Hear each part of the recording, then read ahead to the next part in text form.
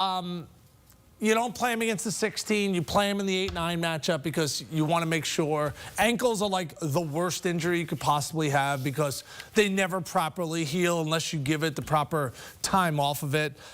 Besides Duke and Cooper's health, I think what Kelvin Sampson has done, 4 straight 30-win seasons. You have to say it that slow because that is so difficult to do. 4 straight, especially in this time where it's like that guy's gone, that guy's gone. It's hard to build a team. You have no culture. Like, he is just like, I know exactly who I'm going to get. He picks up LJ Cryer. He does like he just gets the right guys the right time. He grooms some young guys. Like, he's got the secret sauce. Now, what I like about them is their previous 2 games, they've scored over 70. Always in the tournament, how many times do we watch them? And it's like, my Aunt Louise, she puts a glass eye to sleep. Like, their offense is like 53 points, 55 points. Like, you got to score, you got to make shots. And this team is offensively probably his best team. But I think Houston goes in as an underrated number 1. They got to stay healthy. That's what's derailed their runs. Jamal Shed last season against Duke. Like, this is, if they can stay healthy, Juwan Roberts sat out in the Big 12 title game. If he's good to go, this team is complete. They're a team that can cut down the nets. Yeah, and that's my biggest concern right now, guys, with Auburn is their health. And Jedi Broom is, one of the best 3 players in college basketball. Some would say even the best, the SEC Player of the Year. He's the best player in the best conference. He's not at 100% right now. And so your whole offense goes through him, and right now they're not, playing their best basketball. They come in losing all these games coming in. But I was kind of going through this bracket, and the funny part is you can build a case for like almost every matchup. And that's the parity right now. Like, there's a lot of teams that I thought had upset chances, and there's going to be upsets, right? You got to find those double-digit seeds. Every year they advance. But yes, the number 1 seeds this year, I could see at least 2, more than likely. I would say if I had to set it over under, I think 2 get there. There you go. Boom. One of them being Duke? Yeah, I think Duke's really good. I think Duke's really good. And by the way, their matchup, Mississippi State, Baylor, I like their second round. Yeah, okay. All right, still much more to come here on CBS Sports HQ. We will talk to the vice chair of the selection committee and the chair as well, how the bracket shakes out on Selection Sunday. An inside look. Matt Norlander back with the chair and the vice chair of the men's selection committee next on CBS Sports HQ. High Point dancing.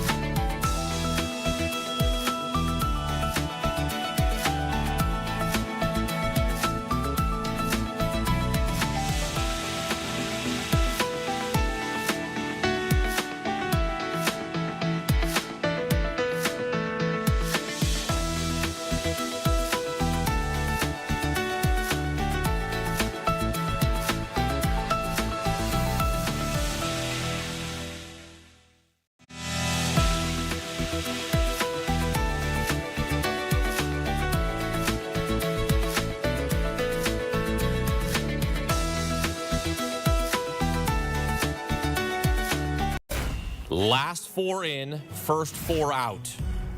Texas, Xavier, San Diego State, and North Carolina getting into the field. The teams out of the bracket: Indiana, West Virginia, Boise State, and Ohio State. Okay.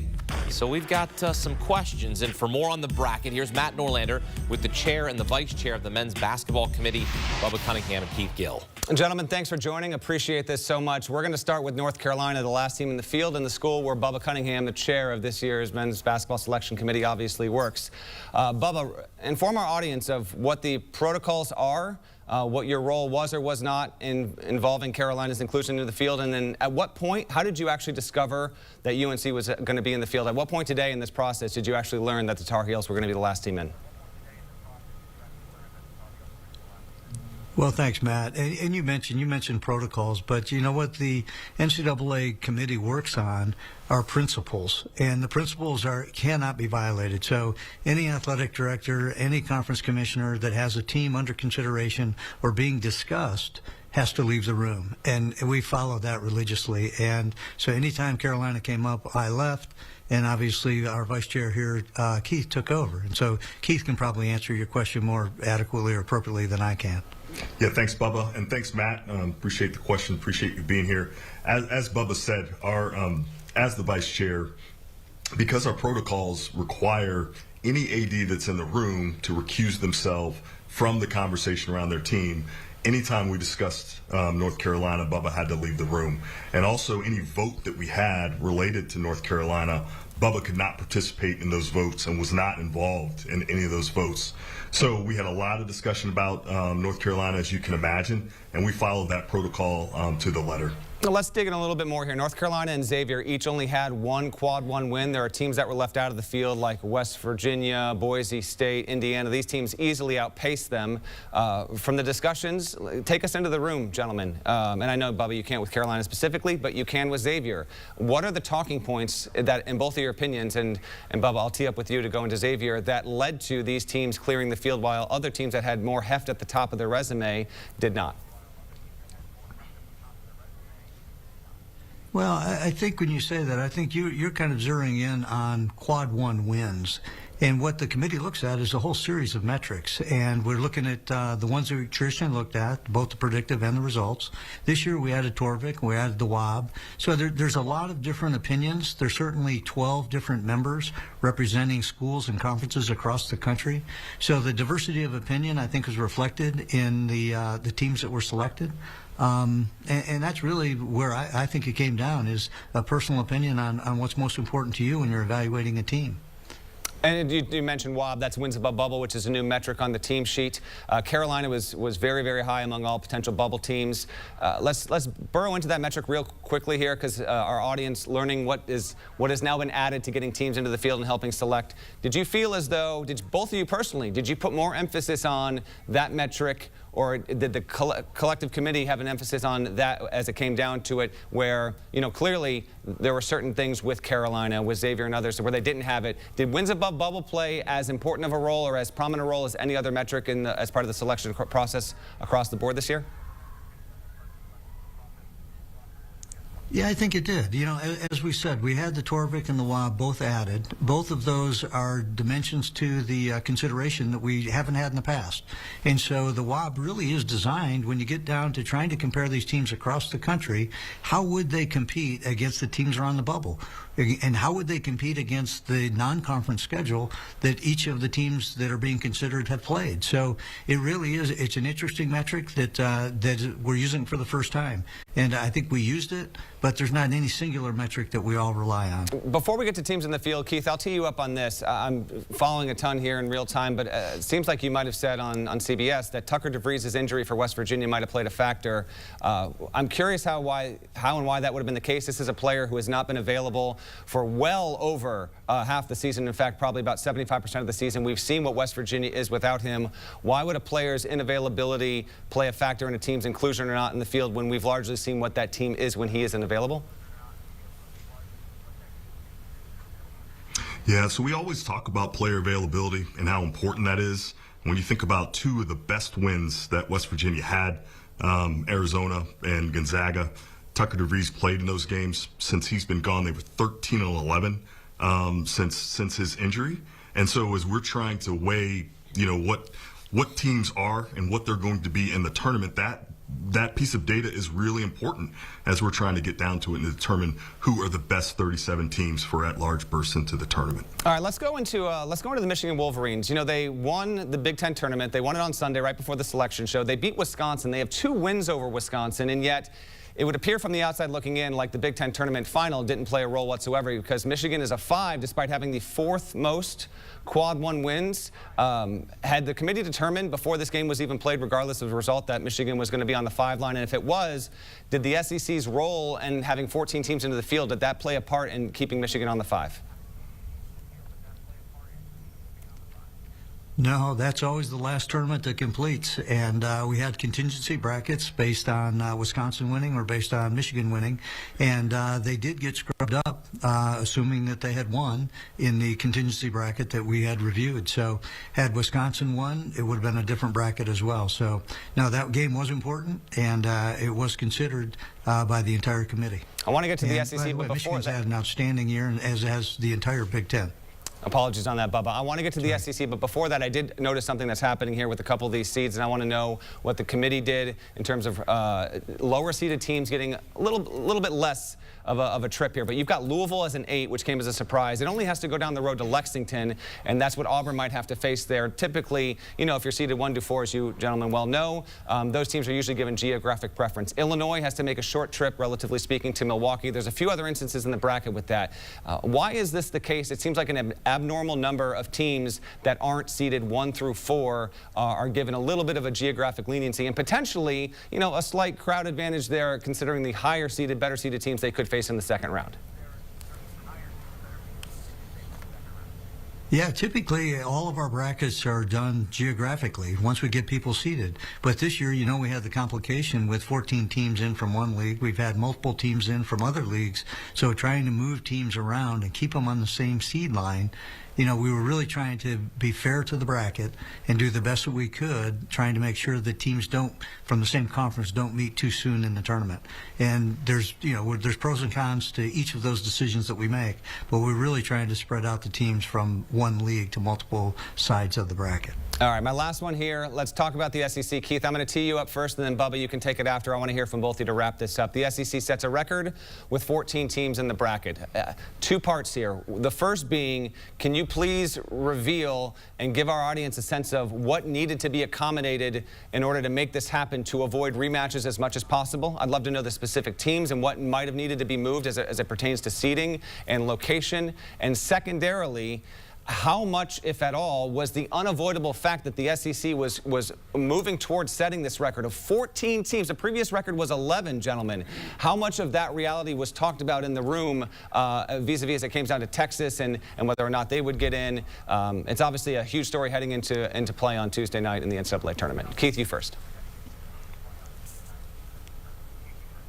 Yeah, so we didn't talk a whole lot about a record number from the SEC because we look at these as institutions and individual teams. And so we are evaluating individual team records across all those other kind of teams across the country. And so we are doing that all on its merits. And so a conference's number of teams is not something that we really kind of consider in the place. I think in terms of the bracketing and how those things work, we try to make sure across the top 4 seed lines that the top 4 seeds from a conference are in different regions, and that's really important. So obviously we did that across the top with those top 4 SEC teams. And then we also have principles relative to the number of times teams played within a particular season as to when they can meet within the tournament. And so obviously we found those. You'll certainly see some kind of matchups that could happen in the second round that are kind of conference matchups. And that was obviously unavoidable. We certainly did everything we could, but we did that within our bracketing procedures, some of which you have to relax if you have 9 or more teams. And we did certainly the best we could to build the best bracket we could, avoiding those matchups, but sometimes it had to happen. All right, gentlemen, I appreciate that. Bubba, I wanted to get one thing quick from you, just on the SEC. I mean, from your perspective overall, was this as challenging of an exercise? This is your 5th and final year on the committee. Was it as challenging of a thing that you've had to do since you joined, trying to figure out how to appropriately slot all these SEC teams?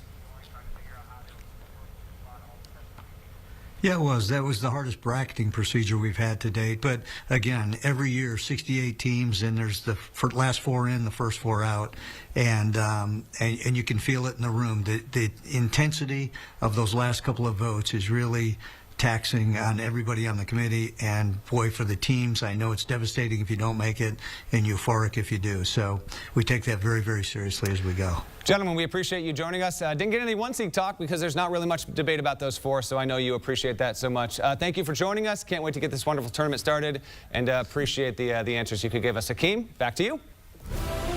Matt, thank you. The madness is here. Don't miss a moment of the action on CBS, TBS, TNT, and True TV. Download the March Madness Live app to watch every game, anywhere, anytime, live. We're filling out our bracket. There's my national champ, maybe. Much more on the Houston Cougars. They have a first-round matchup with a fellow bunch of Cougars. We're going to break it down next on CBS Sports HQ.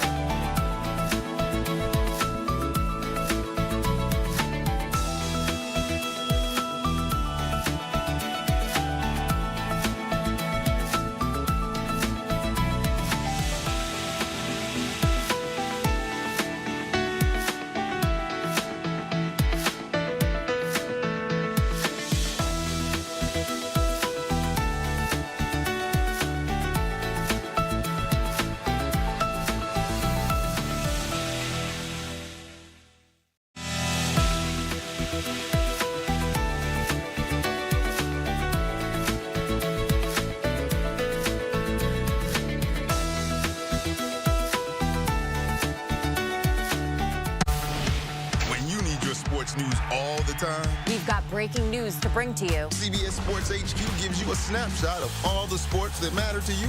Big news coming out of the NFL. A lot of movement in the rankings this week. With highlights. What a finish at the final round of play. And in-depth analysis. Can they three-peat? Tony Romo joins the conversation. What can you say about this game? When you need your sports in a snap. We're bringing you that breaking news right here on HQ. Find it on CBS Sports HQ. Streaming free anywhere you are. Show me the bracket. Oh, there it is. I get so excited. You should too. It is one of the greatest days of the year. Selection Sunday. We're going to start in the South region because that's where Auburn is the #1 overall seed. If they can navigate themselves all the way to Atlanta, they'd have themselves a virtual home game there. So they're going to play the first round matchup between Alabama State and St. Francis as you take a look at us now on set. So in the South, it's Auburn, Michigan State, Iowa State, and Texas A&M as your top 4 seeds. I'm going to be quite honest with you. I don't have Auburn getting out of this region. I'm just telling you right now. I'm telling you right now, they're not getting out of this region. And it's my opinion. What jumps out to you here in the South region? Lot to break. A few things I love more than a bracket on a screen. Let's go. All right, let's look through this here. Auburn, 116, not going to have an issue. I wrote about St. Francis. Incredible story. If they can get past Alabama State, we'll see what's waiting there. Louisville versus Creighton. Now, this is in Lexington. I asked the committee chair and vice chair about this. That is a big time bird battle. Yep. I thought Louisville's brutally underseeded. Creighton is a 9. Don't love it. That could consider this. You could have Auburn playing Louisville in Lexington. I mean, to me, that's the #1 overall seed getting a Louisville team that had 2 losses, albeit in a down ACC, but a 2-loss Louisville team that took Duke deep into the ACC title game. No favors there for Auburn. I hear what you're saying, Akeem. Michigan. I'm gonna go right down the list here. Let me cook. Michigan against UC San Diego. I'm sorry, not buying this from the committee chair. This is an absolute joke. Michigan had the 4th most quad 1 wins. There's no justification for having Michigan on the 5 line. And not just that. They have to play a UC San Diego team that is top 40 at KenPom, and I understand why it's on the 12 because of the resume and the lack of higher-end scheduling that it has. It's a bad matchup for them. Michigan got hosed. By the way, it's a bad matchup because Michigan's got bigs. UC San Diego spreads you out. Yes. They shoot the 3. Like they got a guy with sticky fingers named Hayden Gray, leads the nation in steals. That's Michigan. Because matchups are so important. Not just that, but Michigan is prone to turnovers. I'm not there yet. Okay, as we look at this bracket, that's going to be a trendy. I think a trendy 12 over 5. Are you putting the Wolverines on upset alert? Not yet. Let me take it. You know what? I'll tell you what though. I don't think that there will be a region in the tournament that is picked more commonly for both the 4 and the 5 to lose than right here, because when you go further down, you've got Texas A&M against Yale. I picked them both to lose. Yale beat Auburn a season ago. Texas A&M is the worst shooting high major team that's in the field, but the best offensive rebounding team. It's going to be a very, very trendy 13 over 4 pick. We've seen Yale in this exact spot, Tim, before. It'd be 13 over 4. Before we go bottom half here, take it away. Thoughts on the top? Yeah, I have both the 12 beaten 5. That's a bad matchup for Michigan. Like, Michigan's got bigs. UC San Diego wants to play 5 out and shoot 3s, baby. Now, if they go 7 of 35 from 3, they're going to get run off the court and lose by 25. But that's a bad matchup. And Yale has 2 senior guards that are so hard to find, Joe, because they've been 4 years in the system. I'm talking about Mbang and Poulakidis, and now Nate Townsend has emerged down low because there's no more Danny Wolf. Like, that's a team that's like, yeah, no problem. Oh, by the way, last year was in the tournament. Guess who they beat? The #1 overall seed, Auburn. So they're like, yeah, bring on whoever. So this region is odd. I think Auburn's got the softest amounts of teams. Like, the rest of you, like, eh. But, like, to face Louisville, as Matt said, in Kentucky in the 2nd round, that is brutal. I'm not looking past Auburn right now, but I leaned in and asked you, is Auburn the weakest one that we're looking at? If you had to pick a region that you're going to try and play your way through as, let's say, a 2, because my eyes, when I look into the South, immediately went to Michigan State. What do you see when you look at their path, Matt? I think this is a relatively tough region, although we also have news here. So a lot of stuff, as Selection Sunday is unfolding here, stuff is coming in. So TJ Altenberger is the coach at Iowa State. Iowa State's a 3 in this region. Keyshawn Gilbert, in my estimation, is the most valuable player for Iowa State. Altenberger said he will not be available. Gilbert will not be available for the tournament. That is a major blow. Major blow. And by the way, this was obviously not communicated to the committee, but I actually thought ISU on the 3 line was debatable. If they had, this is, frankly, if schools can put this forth, if you can not disclose your injury situation to better your seed, this is exactly what you do. But not having Gilbert available is a major ding. By the way, Auburn and Iowa State, I saw them in person at the Maui Invitational. Auburn won that game. Iowa State had a 17-point lead. They'd have to meet in the Elite Eight. I don't even know on that. Michigan State's at the bottom half of this. Tom Izzo, we know what he can do. They've been really, really good as of late. This is a tough region, but I would say to you, in the top half here, Louisville's capable of giving Auburn a game. Creighton has Ryan Kalkbrenner. He's one of the best defenders in the country and a guy that's really... Ryan Kalkbrenner is good enough to neutralize Janai Broome. So if Creighton can get past Louisville, I keep an eye on it. Just, Joe, to your overall question, like how tough is the road here? You've got Michigan, 2 7-footers that could be waiting if they meet in the Sweet 16. UC San Diego is the best mid-major team in the country right now. And then Texas A&M, Yale, we'll see. A&M, there would be some familiarity there with Auburn and A&M, and those 2 teams met earlier this season. And guess what? Auburn beat them. A&M beat them back on March 4th. They got the win there. So, yeah, there's that. And then can we scroll down to the bottom, please, on the bottom half of this bracket? Ole Miss against San Diego. Can I jump in here? Okay, jump in. I think Ole Miss is a fraud.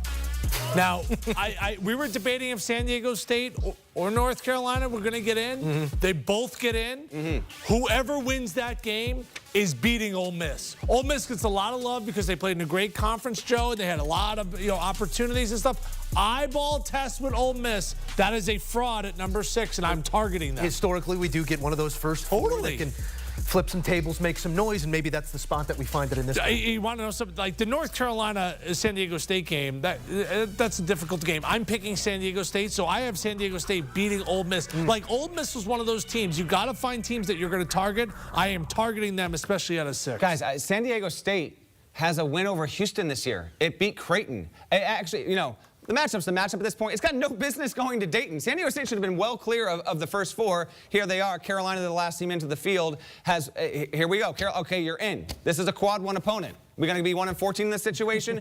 Iowa State, Lipscomb, the Bisons, plural, not Bison, Bisons. Keep an eye on that. Marquette, New Mexico. You got Richard Pitino versus Shaka Smart. This is an awesome... Guys, you get Donovan Dent versus Cam Jones. These are 2 of the 5 or 6 best guards in the entire country this season. That's a phenomenal head-to-head 7-10 matchup, Tim. Yes, I just think Joe Musso, he starts doing this. He sees Izzo down there, and the fingers come together, and he starts. We've seen this movie how many times, Joe? At a long lunch with Coach. He's got the guys ready. What do you got there, Michigan State. That's where my eyes went. Michigan State out of the South. Why? Because they have Tom Izzo. Because, you know what? Here's why. The fact that they're one of the worst 3-point shooting teams in the nation has not stopped this team. They're 3-11 in the nation. They have found ways to win. They have rallied from multiple double-digit deficits this season. It's Tom Izzo in March. I don't bet against him. This is 27 straight NCAA tournament appearances for Tom Izzo. Matt, I kind of agree with him because how many times have we sat up on this desk and go, yeah, Michigan State, and then when they win, we're like, oh, Tom Izzo in March. And if we follow the thought experiment that we just did, if we're scratching out Iowa State, I know that's the red pen, and that might be a little too soon for that. You beat Marquette, and we'll see it when it really matters. We will, but I tell you what, what's interesting? By the way, they have a lottery pick. Jace, yeah, he's been tremendous. His stock has exploded. Correct. It has been. Now, on the bottom half, I actually just talked to Shaka Smart after Marquette lost in the Big East. We were back in the locker room. Marquette and Michigan State both not good from 3-point range. That could come back to bite them. New Mexico as a 10. Okay, I spoke with Richard Pitino earlier today. He is going to have that team ready. New Mexico is good enough. This was the best team in the Mountain West in my estimation. Donovan Dent is a dude. He is capable. You see the New Mexico Marquette game. That is potential. Michigan State, I like them. I'm going to decide later in the show, guys. I haven't picked who's coming out of this region yet. When I look at the South, to me, when I look at this region, I see immediately the potential. I'm like Dr. Strange I've got all sorts of different calculations of the way that this region can go. I could see Auburn, I could see Michigan, I could see Iowa State, Michigan State, I disagree. New Mexico with the Red. I could see a lot of teams coming out of this region. They're really, really good guys. I've called games with Keyshawn Gilbert. He's a glue guy. He's the ultimate. He's more than that. No, he makes guys better. Yeah. He defends. Like, that is a huge blow. What wins this time of year? You got to have a good guard. And he's as good as it gets. I remember calling his games at UNLV. He was a triple-double threat every time he stepped on the floor. He makes that team go. Matt said it best. We didn't know that he wasn't going to be available. If that was common information, maybe there are 4, maybe there are 5. I think this is going to get really goofy I'm like having a hard time getting through the first couple rounds. But so at the end of the day, I'm looking at Michigan State and I'm going, yeah, I've seen this. And by the way, just we didn't disclose, I believe it is a groin issue for Gilbert that is going to keep him from playing in the NCAA. I want the Matt Norlander alternate bracket. I know you have enough on your plate tonight, Matt, but I'd love to see the 1 through 68 there. Okay, man, this is tasty. I don't know if it's the best region, but that top left of your bracket here, there's a lot of potential, and you've got teams that have had some real hot streaks. Just one last thing from me on this. Auburn, Michigan State, Iowa State, Ole Miss. You have teams here that have had really, really big hot streaks. Louisville obviously qualifies there. I actually think Auburn got a huge break overall in the region. Yeah. I think it's a very soft region, with the exception of playing Louisville potentially in the second round. I disagree with that. Creighton is not an easy scout, and they shoot well from 3. And Kalkbrenner, as I said before, he is good enough. If they had Pop Isaacs, they would be different. I know, and Creighton is not.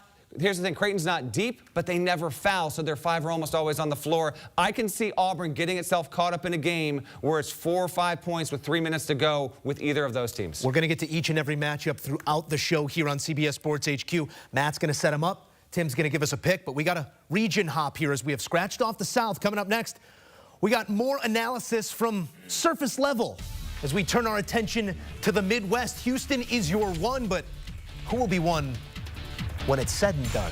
Couldn't help myself, Timmy. More HQ coming.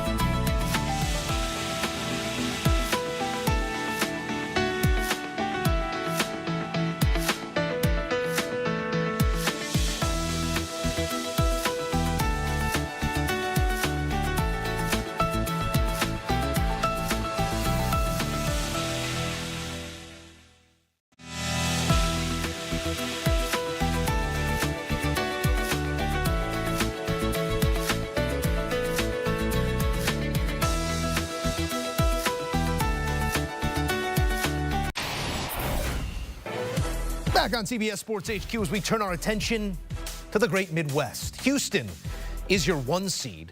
5 straight Sweet 16s for the Cougs, but 6 Final Fours yet to cut nets. Perhaps this is the season where Kevin Sampson and Houston can go the distance as we break down what we see in this Midwest. Matt Norlander, Hakeem Dermish, Tim Doyle, Joe Musso here on set. Matt, I know you've been gnawing on this one for a bit. When you look at the Midwest, Houston obviously going to be a tough out for anybody. They play physical, they play defense. That is sort of the calling card, the through line to all of these trips. What makes you feel like this could be different this go around? Well, a couple things here. One, there's only one team in the field that is a 1 seed this year. That was a 1 seed last year, and we're looking at the region here. Cougars, 3 years in a row, top line. Kelvin Sampson has an incredible program. I think broadly speaking, this region sets up better for Houston than any other 1 seed. That's just my look, and we're getting to all 4. But with that said, the hiccup is the second round. When you look at what we've got here, we've got Bulldogs versus Bulldogs, Georgia versus Gonzaga. Houston and Gonzaga are both top 10 Ken Pom teams. Now, Gonzaga didn't get enough done on the resume end, so keep in mind, the committee is not trying to seed teams based on how good they are in predictive metrics, although I think you can make a case here and there that if you want to bump them up a seed line to help competitive balance in the bracket, personally, that doesn't bother me. But Gonzaga could only go up so high. And so here we have Houston, Gonzaga, 2 teams that both, of course, made the 2021 Final Four, albeit they did not meet at that Final Four.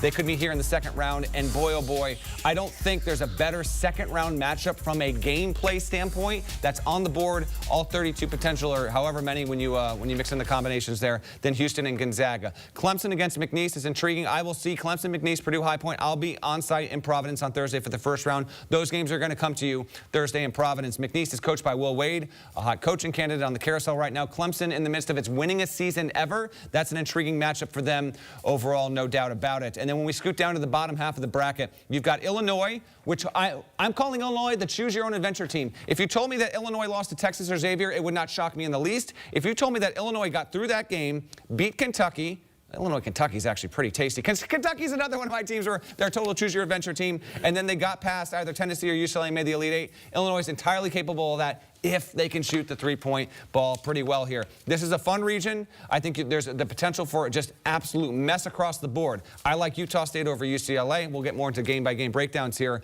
But I do think, big picture, Tim, that all the 1 seeds, Houston has the quote-unquote easiest road. It never works out like that because we have upsets and then you get to the Sweet 16 and the field doesn't look like what we thought it would look like. But I think the Cougars, who, by the way, really good, can win a national title, I think they're probably fairly happy scanning what's in the bottom right part of this bracket. Choose your own adventures. That was actually my dating bio when I was single. Yeah, I agree. Illinois, you don't know what you're going to get. Spot on. When they're good, really good, they got top 10 talent on their squad. Kentucky, I drank this juice last year, and obviously that did not go well for me. But different team, different coach, and within the hours we're talking here real quick, Tim, Mark Pope has said he expects Lamont Butler to be pretty healthy and good to go. That's obviously so huge for the Absolutely. Yeah, he's the Keyshawn Gilbert of that team because he runs the point. Obviously, he's been through the war. He's made big shots in Final Fours. I have Kentucky going pretty far there. Clemson and McNeese, those were 2 schools, full disclosure, I had making a run. And now they're playing each other, Joe. I'm like, great. So who's making the run? Right, so now I have to make a choice here. Clemson turned it on as of late. Let's not forget, they lost to South Carolina earlier in non-conference season. I got McNeese winning that game. What a year for Will Wade's group. 19-1 in the Southland Conference. They're really going to be a 3-point team. Like 10 plus or more, the way they're athletic, the way they could rebound, the way they can defend. If they make 10 plus or more threes, I have them beating Clemson. Purdue, choose your own adventure. Can we put them under that ride? Because my trust factor with them isn't extremely high. Kentucky, Tennessee, they played some great games. Kentucky actually went down in Knoxville and beat Tennessee. Tennessee, Matt, I want your honest assessment. They get a 2. They get a lot of respect. We've seen this movie before. Can they go to a Final Four? Oh, yeah. No, they're definitely good enough to do it. This is the best 2 seed, I think, of all the 2s that you've got on the board. Bama, Tennessee, St. John's. I take that back. I like St. John's more than Tennessee. But Tennessee's really good. They've got Jemai Mashak, who I think is the best defender in college basketball. Zakai Ziegler's not that far behind.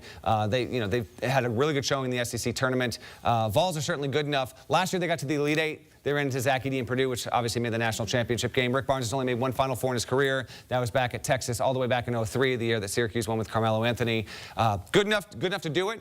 My concern is if it's Houston versus Tennessee in the regional final, if you get a 1-2, if you get a chalky matchup to get to the Final Four, Houston's like 7% better than Tennessee at everything that Tennessee wants to do. Doesn't mean Tennessee can't win a head-to-head, but if those two teams played 50 times, Houston would win more often than not. We have reached halftime of our regional look ahead. Houston's winning it all. He's got Houston going. Spoilers. We got halftime entertainment. I'm just telling you right now. I mean, Houston can easily. I'm not saying. Okay, when I say easily, of all the ones Houston can get out of this region, and then if they get to the Final Four, virtual home game, 3 hours to San Antonio, Houston's cutting down the nets. I'm giving it to you right now because I love Houston defensively, and Florida in the West. That's a gauntlet, an absolute gauntlet. 3 of the 6 30-win teams are in the West. That's ridiculous, okay? So we're going to continue to break this down. The West region, I mean, you want to talk about a region that's nasty? This is nasty. I totally This agree. is murderer's row. How do you feel about Northeast Florida? We got a 16 versus a 1 on Monday at Sawgrass. Players' Championship reaction coming up next because they're done, but they're not. It's a playoff on Monday. Rory McIlroy and J.J. Spawn set for head-to-head down the most thrilling stretch in golf. 16, 17, and 18. Shane Bacon up next to preview.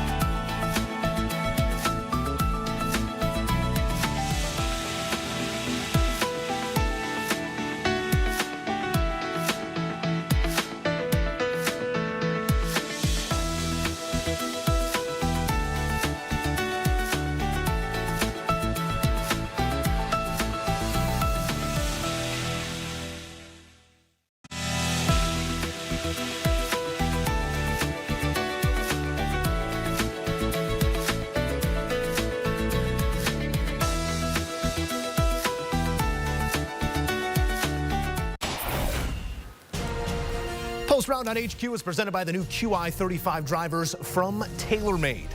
Rory McIlroy, JJ Spawn, we'll see you on Monday. A 3-hole aggregate playoff coming.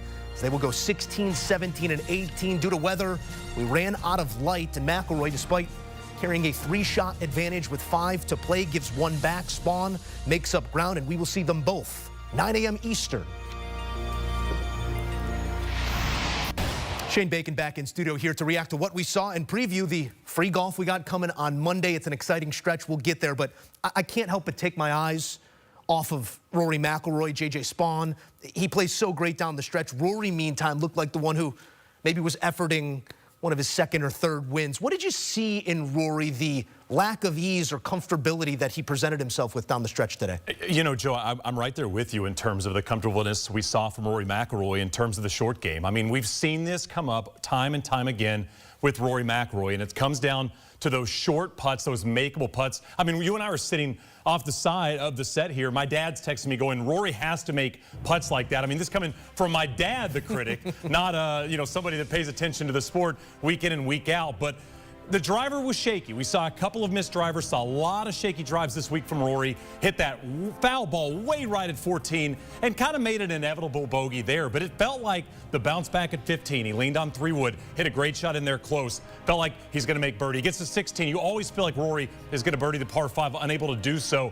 Just a couple of shaky putts. Now, that being said, made the putt he had to make at 18 to post. And so I think that was an important moment for Rory McIlroy, was to make that putt there at the 18th. But yeah, basically after that birdie we saw at 12, he did not have his best stuff. Sunday it felt like he was freed up from 12 to 15 feet in that range, but the residue of past failure appears to be there still from 5 feet in that sort of knee knocker range, one that cost him here a potential win in regulation. Again, we got a playoff coming, and it'll be between Rory McIlroy and JJ Spawn.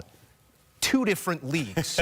I mean, but this is a big ballpark. Everything on paper favors McIlroy, and I'm sure the numbers do as well. But when you look at the way that they played that stretch this week, it could be a little bit tighter on Monday morning than maybe we expect. Yeah, I mean, this isn't a 1 versus a 16 seed, but this could be like a 1 versus a 13 seed in terms of who these guys are, in terms of where they've been and how they've played their careers. But you look at the way Rory has played that stretch, it's been one he's been dominant on over the last 5, 6, 7 years at Sawgrass. He's been 3 under. That's it. And you think about Rory McIlroy, he's birdied the 18th hole 3 times this week. Really has not played 16 that well. He's played 17 okay. Spawn's been a couple under on that stretch. But, I mean, you can throw that stuff out the window, as you know. I mean, it's going to be coming down to reacting to what the other person does and stepping up hitting golf shots. And that's one of the beauties of this golf tournament, is golf has moved away over the last decade from the longer playoffs. The longer playoffs are great. It's really where you get the best drama. You think about the U.S. Open, it used to be 18 holes. They've moved away from that. I love 3-hole aggregate because, again, it's not just 1 shot or 1 missed shot or 1 putt. You've got to go out there and play a small level of a long round. They will call upon their experience prior throughout this week over that stretch. As you mentioned, Rory McIlroy not great on number 16, a hole that you think conceivably should present opportunity there. The bomber that he is, maybe pushing off his start line here. We'll see if he does take driver at 16, but I'm wondering, how will it play differently? These guys have seen it now wet and rainy. They saw it get fiery throughout the week. What does 9 a.m. through 16, 17, and 18 look like at Sawgrass? Feels softer. I mean, it's going to feel to me a little bit like what we saw, after the rain delay, the 4-hour rain delay today. I think that's what the golf course is going to play like. You're going to see, being able to be aggressive with the driver. The interesting thing, Joe, and I mean, we've talked a lot about Rory's driving, both on cam and off cam this week. It's been a strange year in terms of Rory with the driver. Normally a club he's as reliable on as anybody in the professional game. For Rory McIlroy, hitting that swing draw with the driver, something it seemed like has been a staple of his arsenal for years and years and years, has just not been in the bag this week. I'd love to see him in the morning step up there and hit the traditional right to left ball off that tee and kind of put the pressure on a JJ Spawn, because Spawn's going to be feeling it. That power draw on 18, it's easier said than done, right, Shane? If you don't have it going, as Rory has struggled a lot of trouble at 18 with that disco stick, left is not where you want to be. It's going to be thrilling to watch it all come to pass. Again, 9 a.m. on Monday. Rory McIlroy, JJ Spawn, 3 holes for the Players' Championship. Only 2 remain out there on the golf course, Shane. That means we have plenty of other names to talk about whose week is already in the can. And Scotty Scheffler is always a topic of discussion, being at the top of the world. But the frustrations, and visible ones at that, rearing their head throughout this week. The floor is so high, but how do you assess Scottie Scheffler as maybe we start to turn our attention towards major season? Yeah, I mean, I'm not going to go full Phil Mickelson here and say he's not going to win this year. Phil Mickelson making those comments on social media, talking about, you know, what we've seen from Scottie to this point. But, I mean, you said it. I mean, he's a guy that gets fiery and gets frustrated when things aren't going well. The problem, Joe, is they've been going well for, what, 3 straight years? I mean, we haven't seen this level of stretch in terms of Scottie not winning. And Scottie has struggled a little bit like with the golf swing, like what I talked about with Rory McIlroy and the driver. You know, Scottie Scheffler's a guy that is extremely reliable with that full swing, and he hasn't been that way in 2025 to this point. Now, where do you get the most frustrated in golf? When you keep missing every putt you see, and Scottie has not putted well so far this year. He did not putt well at the Players. All that being said, what, still a top 20 finish for the guy? I mean, his floor is ridiculous. It certainly is, and obviously we've come to expect Scottie Scheffler to win every tournament he starts. This now marks his longest stretch without a victory since 2023. How long is that stretch? Was it 5 whole starts. 5, so ridiculous. We have moved the bar on Scottie Scheffler, and it seems like he has as well. As this week was a little bit devoid of joy for Scottie Scheffler, the way that he sort of showed his frustrations to us all. I think frustration is also a word that can be used for a man that I feel like should have his name on this trophy right now if he even putted it to field average this week. Collin Morikawa, spectacular from tee to green, and that's what we were looking at pre-tournament, was who's a guy that can get the ball to the green, because the putting, it might just require something field average. Morikawa was far worse than that. Is that the limiting factor to his game right now? Distance off the tee can play a factor. You think about the Masters last year with Collin Morikawa going against Scottie Scheffler, and they're really facing off kind of together on that Sunday, and you saw it. You saw how far ahead Scottie was of Morikawa. I mean, that could be an issue, but you're also talking about a guy that was like setting records in college in terms of TrackMan ability with his irons. This is a guy that is laser-like when the swing is on. The swing went away for, what, a year? And Collin has found the swing again, but yeah, the putter was so balky this week. I mean, he missed everything, it felt like, inside of 8 feet. Could never make any of those putts left or right. You see this one on 17. You could see really the frustration come out. I'm surprised if that putter makes it another week. If that putter didn't end up in a lake, I would not be shocked. But for Collin Morikawa, it's just finding something comfortable on the greens. And Joe, you mentioned Scottie Scheffler. What happened last year? I mean, Scottie was struggling on the greens. Found it. Switched to a mallet. Won everything. Won everything. Yeah. And I think for Collin Morikawa, it's at least time to think about something different in the bag in terms of a putter. Wasn't that Rory spurring him towards a mallet, Scottie, a year ago? Maybe Rory on line 1 for Collin Morikawa. He says he doesn't owe anything to anyone. Maybe owes that to himself to take a look at a new wand, because hit it great again this week and finishes on that first page or there around it. But not a win for Collin Morikawa. Shane, are you comfortable making a pick? Is it 28 for Rory, or is it number 2 for J.J. Spaun? You know, I think it's so easy to say Rory's going to win this thing because he's been there so often. 3-2 record on the PGA Tour in terms of playoffs, but he lost his first two playoffs, so really 3-0 in his last 3 attempts in a playoff. Of course, one of those being the Zurich alongside Shane Lowry. I'm going to go J.J. Spaun. Okay. I've been extremely impressed with the way J.J. Spaun handled the weather on Saturday and handled the moment on Sunday. I mean, you and I are sitting up here talking so much about Rory McIlroy. We really didn't mention J.J. Spaun was a roll away from winning this thing in regulation. Not in a great spot at 18 in the Pine Straw. Hit an awesome golf shot when there's trouble everywhere. I think the way J.J. Spaun handled himself over the last 36 holes is going to play in to his ability to kind of be the David in this situation. Let's go out there and just win it when everybody in the world is expecting it to be Rory. I know Shane Bacon to love 2 things. Golf and coffee. We get both of those early in the AM, 9 Eastern. Shane Bacon here on CBS Sports HQ. We appreciate the insight as always, Shane. Absolutely. And don't forget, for more information, check out the new QI35 driver, the leading driver in golf. It's more distance from more of the face. Our friends at TaylorMade presenting this post round on HQ. More to come here on CBS Sports HQ as we get back to the madness. Up next, we take a look out west. Or could the Johnnies finally make that long-awaited push? We assess next.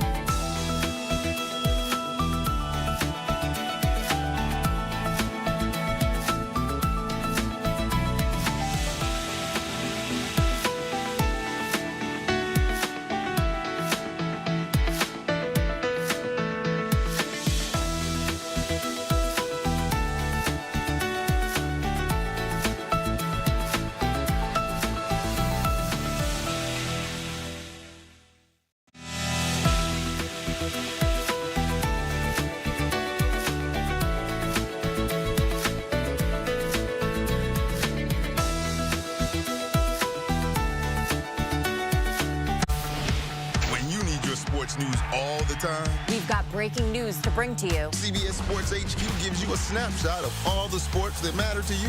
Big news coming out of the NFL. A lot of movement in the rankings this week. With highlights What a finish at the final round of play. and in-depth analysis. Can they three-peat? Tony Romo joins the conversation. What can you say about this game? When you need your sports in a snap, We're bringing you that breaking news right here on HQ. find it on CBS Sports HQ. Streaming free anywhere you are. The world of sports never sleeps, and neither do we. Welcome to CBS Sports HQ Morning Buzz, Monday through Friday at 9 a.m. Eastern Time. You can catch up on the latest storylines and highlights with expert analysis to get you dialed in. So grab your coffee and kickstart your day off right. With Morning Buzz only on CBS Sports HQ.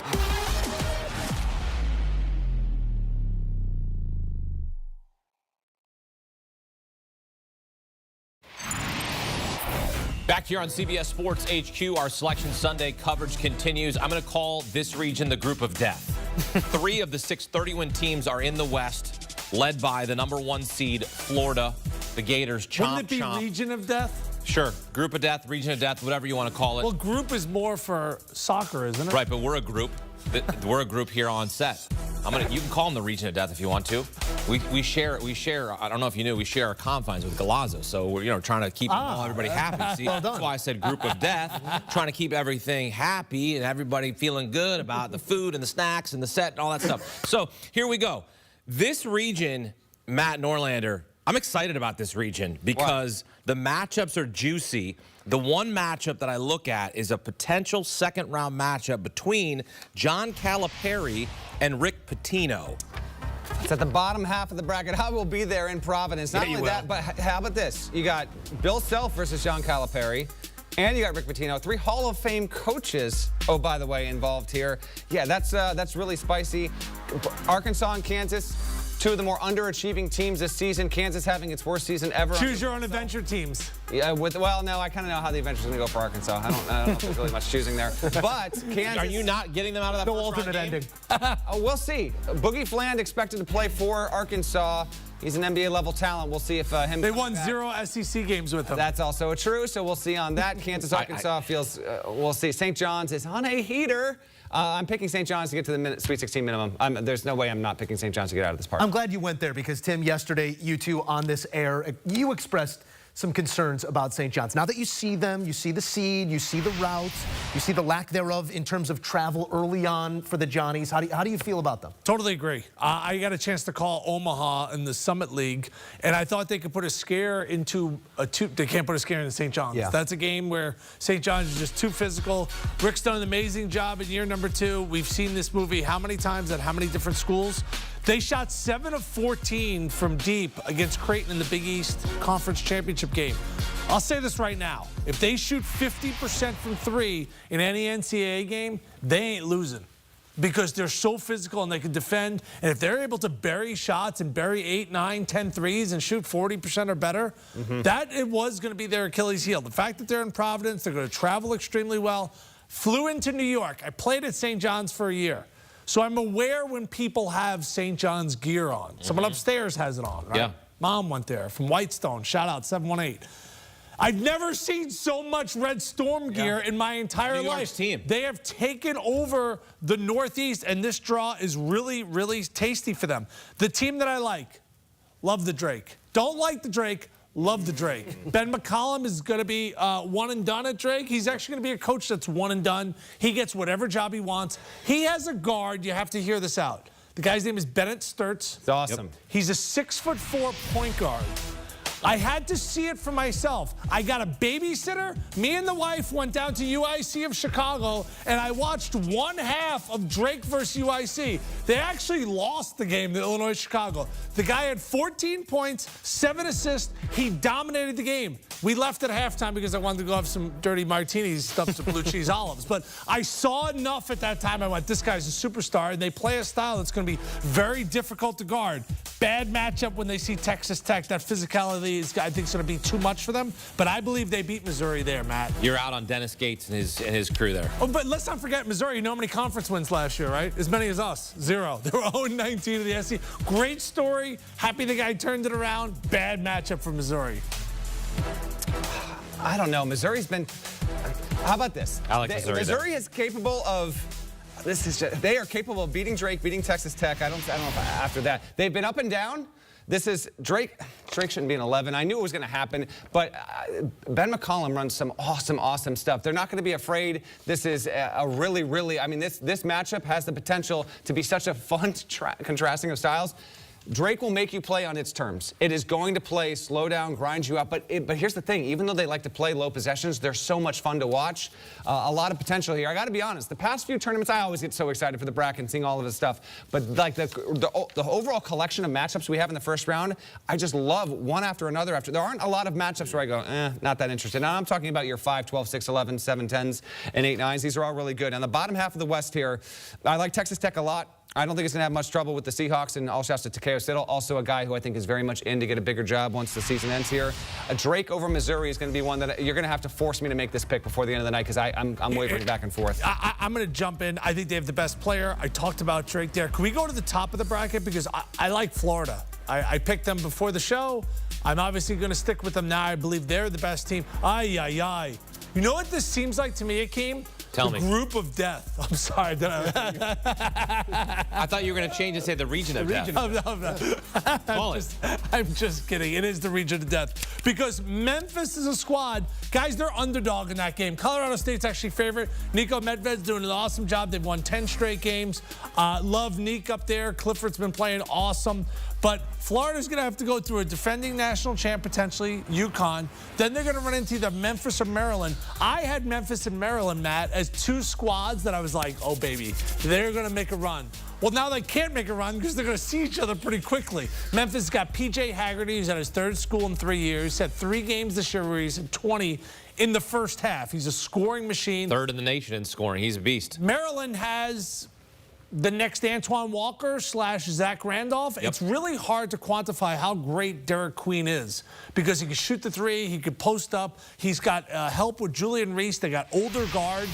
I think Memphis and Maryland's going to be an awesome game. I have Maryland advancing, but Florida's going to have their hands full. Yeah, Maryland in that bracket, the Crab 5 led by Derek Queen, I could see them being a trendy pick to get to the Final Four. They could be. Now, having Florida's a tough one. Top 10 defense. Yes. They're top 30 in offense. Yes. They have one of the 5 or 6 best starting 5s in the country.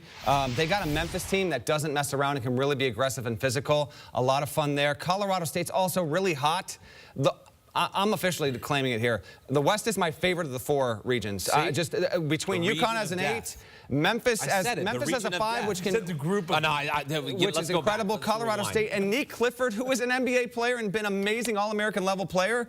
Maryland, this is the absolute goods here. Keep an eye on Maryland. It is a fun dark horse to come out of this region, but just be aware of the fact that Memphis is really good and beating a lot of good teams. Florida is playing better than anyone, and I mean anyone that's in this field right now.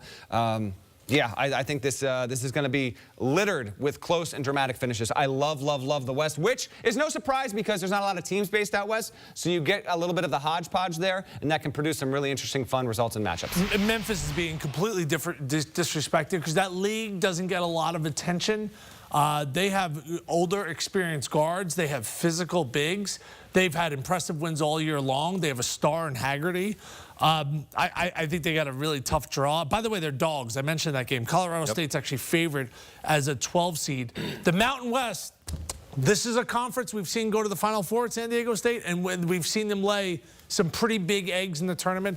I'm taking Memphis in that game, but the smart money's obviously on Colorado State. This region has 4 head coaches who have won a national championship.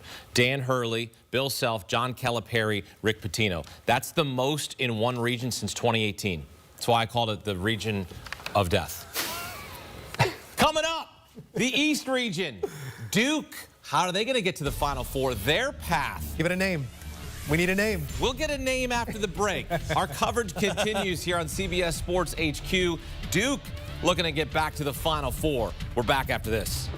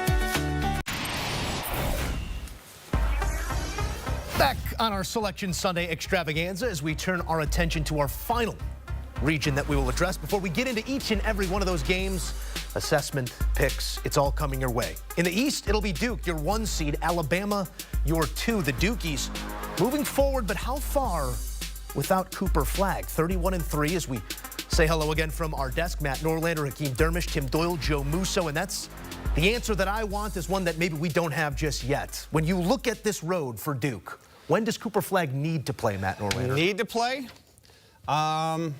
Against Baylor. I would say Baylor. Yeah, I would say Baylor. That's the big one right there. Sorry, I answered that for you. No, you're good. You're good, buddy. You're into it just like I am. They got a lottery pick. Mississippi State's a good team. They're not going to have trouble overall beyond that first weekend. But yeah, Cooper Flagg. I think he's going to want to play every single game. Personally, I'm not doubting that he will be available for that. But I like the way the top half, Tim, of the East sets up for Duke. Oh, couldn't agree more, because I got upsets everywhere on the top half. I have Baylor winning that game. Talked about that lottery pick. VJ Edgecombe out of Lehigh is now at Baylor. Their backcourt, him alongside Rob Wright. Super exciting. They actually had a huge NIL budget, probably underachieved, but Duke beats them, and then this is where things get goofy, folks. Yes. Things get Liberty, Liberty, Liberty, Liberty. I have them beating Oregon. Oregon's been up and down. No doubt they have talent. Akron. John Gross cannot coach at a Power 5 or Power 6 school.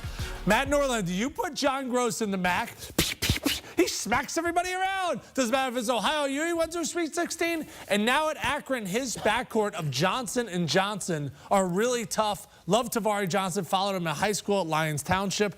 I have Liberty and Akron advancing there, which makes Duke fans extremely happy, Hakeem.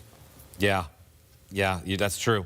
This is Cooper Flagg has to play against the winner of Mississippi State Baylor. I would pick Baylor to win that game. This is, for me, when I look at this bracket, Duke automatic Elite 8. That's where I'm already willing to say already. I think that's fair. Arizona's choose your own adventure. Yes. Arizona's choose your own, and then how about Oregon? Are they choose your own adventure? What are you getting? Quack, quack. Yeah, I think that's fair. You're on a pond. You don't know what you're getting. So, are they both going to lose, Oregon and Arizona? Probably not, but I would bet one of them goes down. And Arizona, we've seen in years past, as recently as, 2 years ago, when they were a number 2 seed, they fell to a 15 seed in Princeton. I have a hard time trusting Arizona. Obviously, they made that crazy shot, against Iowa State, the 3. That kind of changed the whole season for them, changed the whole season for Iowa State. I have trust issues there. Oregon, they were ranked in the top 10, and you were like, wait, how are they in the top 10? And then Illinois went out there, beat the brakes off of them. They've been up and down all season. They're probably not both going to lose, but Liberty's got the recipe. They could score. They played a really interesting schedule. And Akron's one of those teams. Nobody books Akron. No one's like, hey, we're scheduling Akron. They have the hardest time scheduling. They played Yale. They played St. Mary's, all really competitive. These are all tournament teams as well. Like, he calls big, we don't want to play Akron. Like, no one wants to play them. Yeah. So that's a team, they may not win, but that game's going to go right down to the wire. They gave UCLA all they could handle a couple of years ago when they had Jaime Jaquez. That's a great culture there at Akron. That's going to be a great game.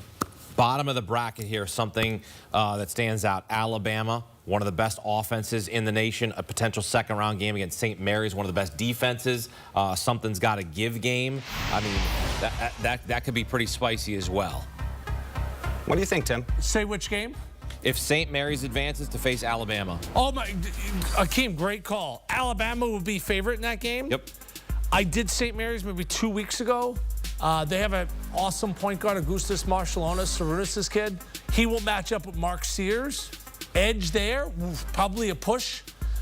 Alabama is like worlds more athletic, but St. Mary's goes to the glass. Problem with St. Mary's is they don't shoot it great, and they did not shoot it great in the WCC championship game. They had already beaten Gonzaga twice.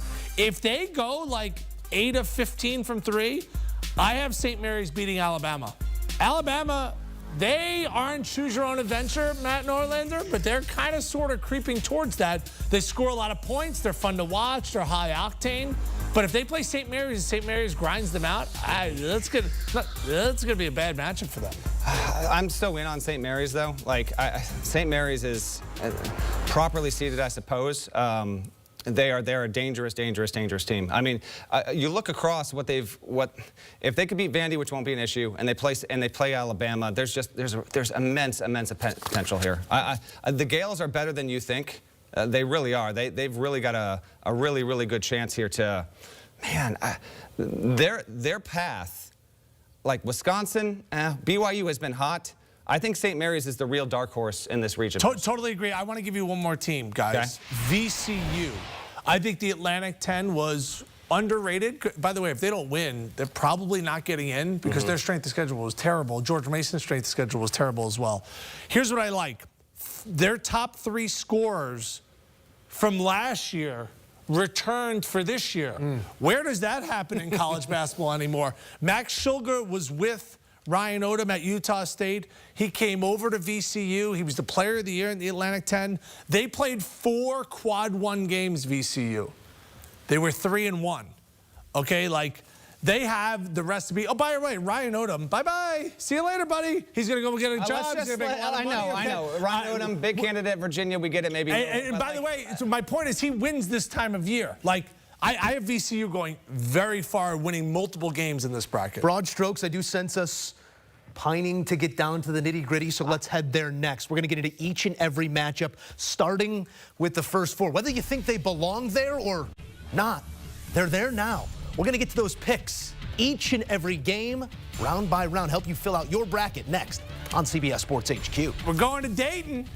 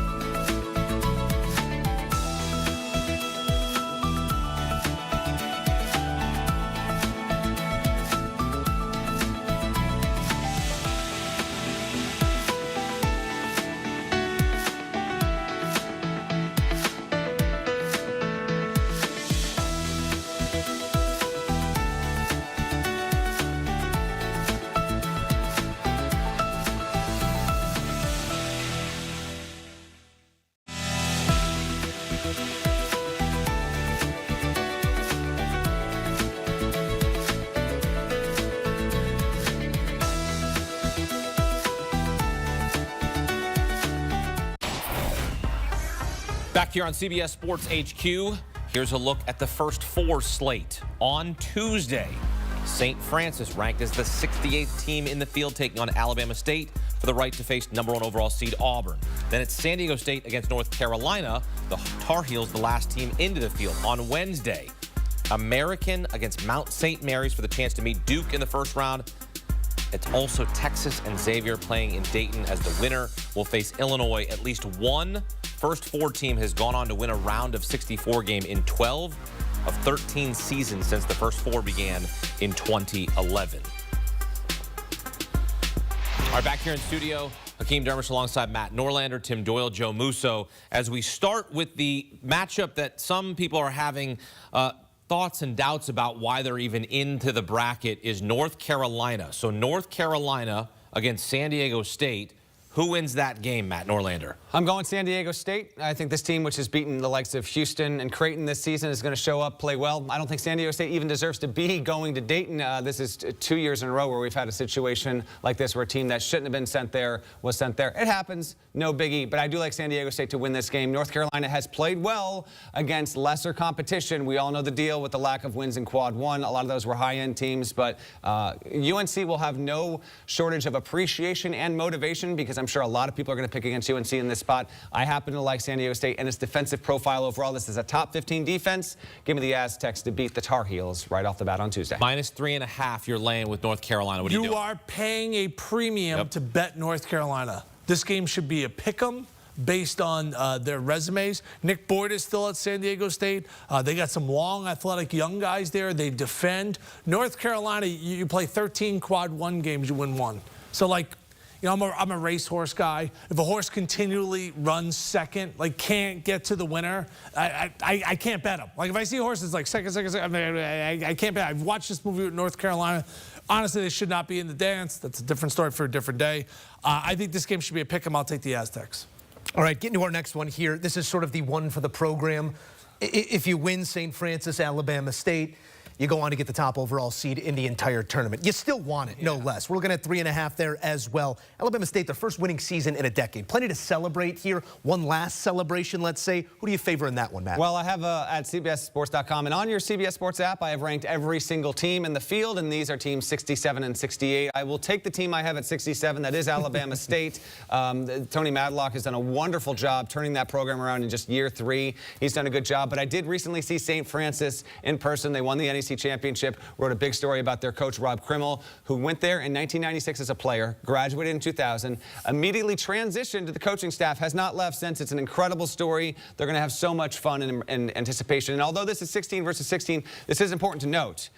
The school that wins this tournament game gets an NCAA tournament unit, so it's actually hundreds of thousands of dollars coming to them down the road. And it does actually mean something, and that's the benefit to the 16s playing on Tuesday and Wednesday. Here, I'm going to take St. Francis here plus the points because they won 2 conference tournament games on the road. They did.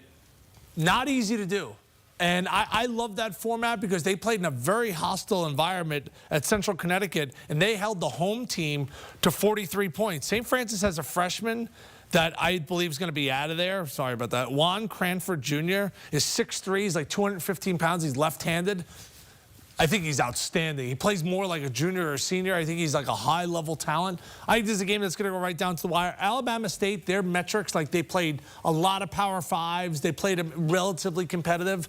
But I'll take the points here. I think this is a game that the points could be the difference. All right, the other 16 against 16.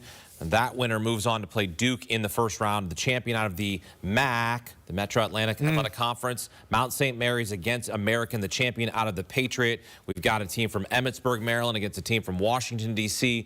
So relatively, they know each other. They're going to be playing in Dayton. Matt, you take a look at these two teams. Who would you pick to move on to face Duke? They're close. They're both 22 and 12. They're actually really close to each other in the metrics. It is a toss-up here. I will go with American. The American Eagles, I feel like tossing on like, you know, a rugged polo. Give me some cargo shorts here. Let's go with some of the American Eagles. I will go with American in this one. And if you're a die-hard college hoops fan and you watch the first 4 just like I do, like millions of others do, you know that one of the 2 16-on-16 games minimum winds up being pretty dramatic overall. I actually like the potential for this one to be pretty close. I'll go with American. I cannot touch American. They got pounded by North Carolina and St. Joe's, right? But good news, they're not playing those teams. You know, they also got pounded by Siena and pounded by LaSalle. Like, I get it. You know, they have 22 wins. Congratulations. Mount St. Mary's, I watched that game against Iona because my brother is an Iona alum. They scored 7 points the first 13 minutes of the game, but they're really long. Dola Adebayo is a really good athlete. Defensive, this might be a game that's 44-42. So I think it's going to be extremely low scoring. I think Mount St. Mary's could easily win this game. Iona was rolling.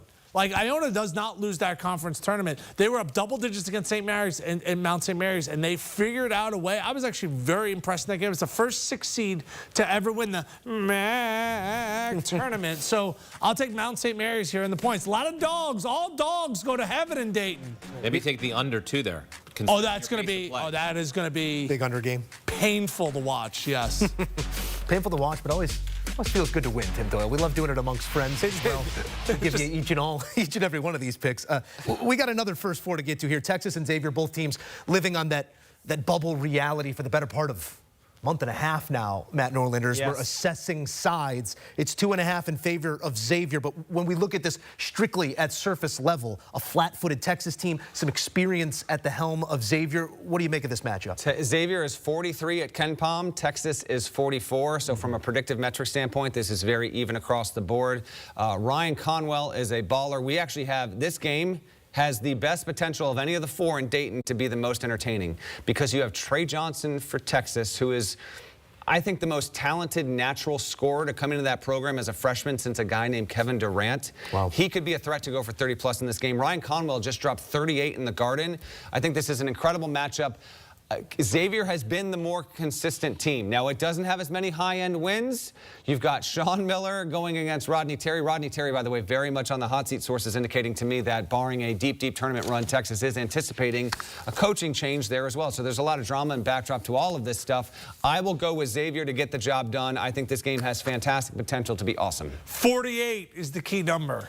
That's the distance between Xavier and Dayton in miles. 48. So this is a home game for Xavier. Well done. Yeah, I mean, 48. By the way, no traffic out there. Yeah. I mean, see, you're doing that. That's like 26 quick 48. When you live in Ohio, you can get to places quick in Ohio. Totally. Xavier's one of those teams like North Carolina, only 1 quad 1 win, but they've given so many quad 1 teams so many good games. You got to wonder where Texas' head is at, right? If there's going to be a coaching change, they've had so many ups and downs. Like, do they have that ability to flip that switch? I think this is just too easy here. Give me Xavier lay the points. How's it go, Tim Doyle? We get those shots up early. If they fall, you keep on shooting.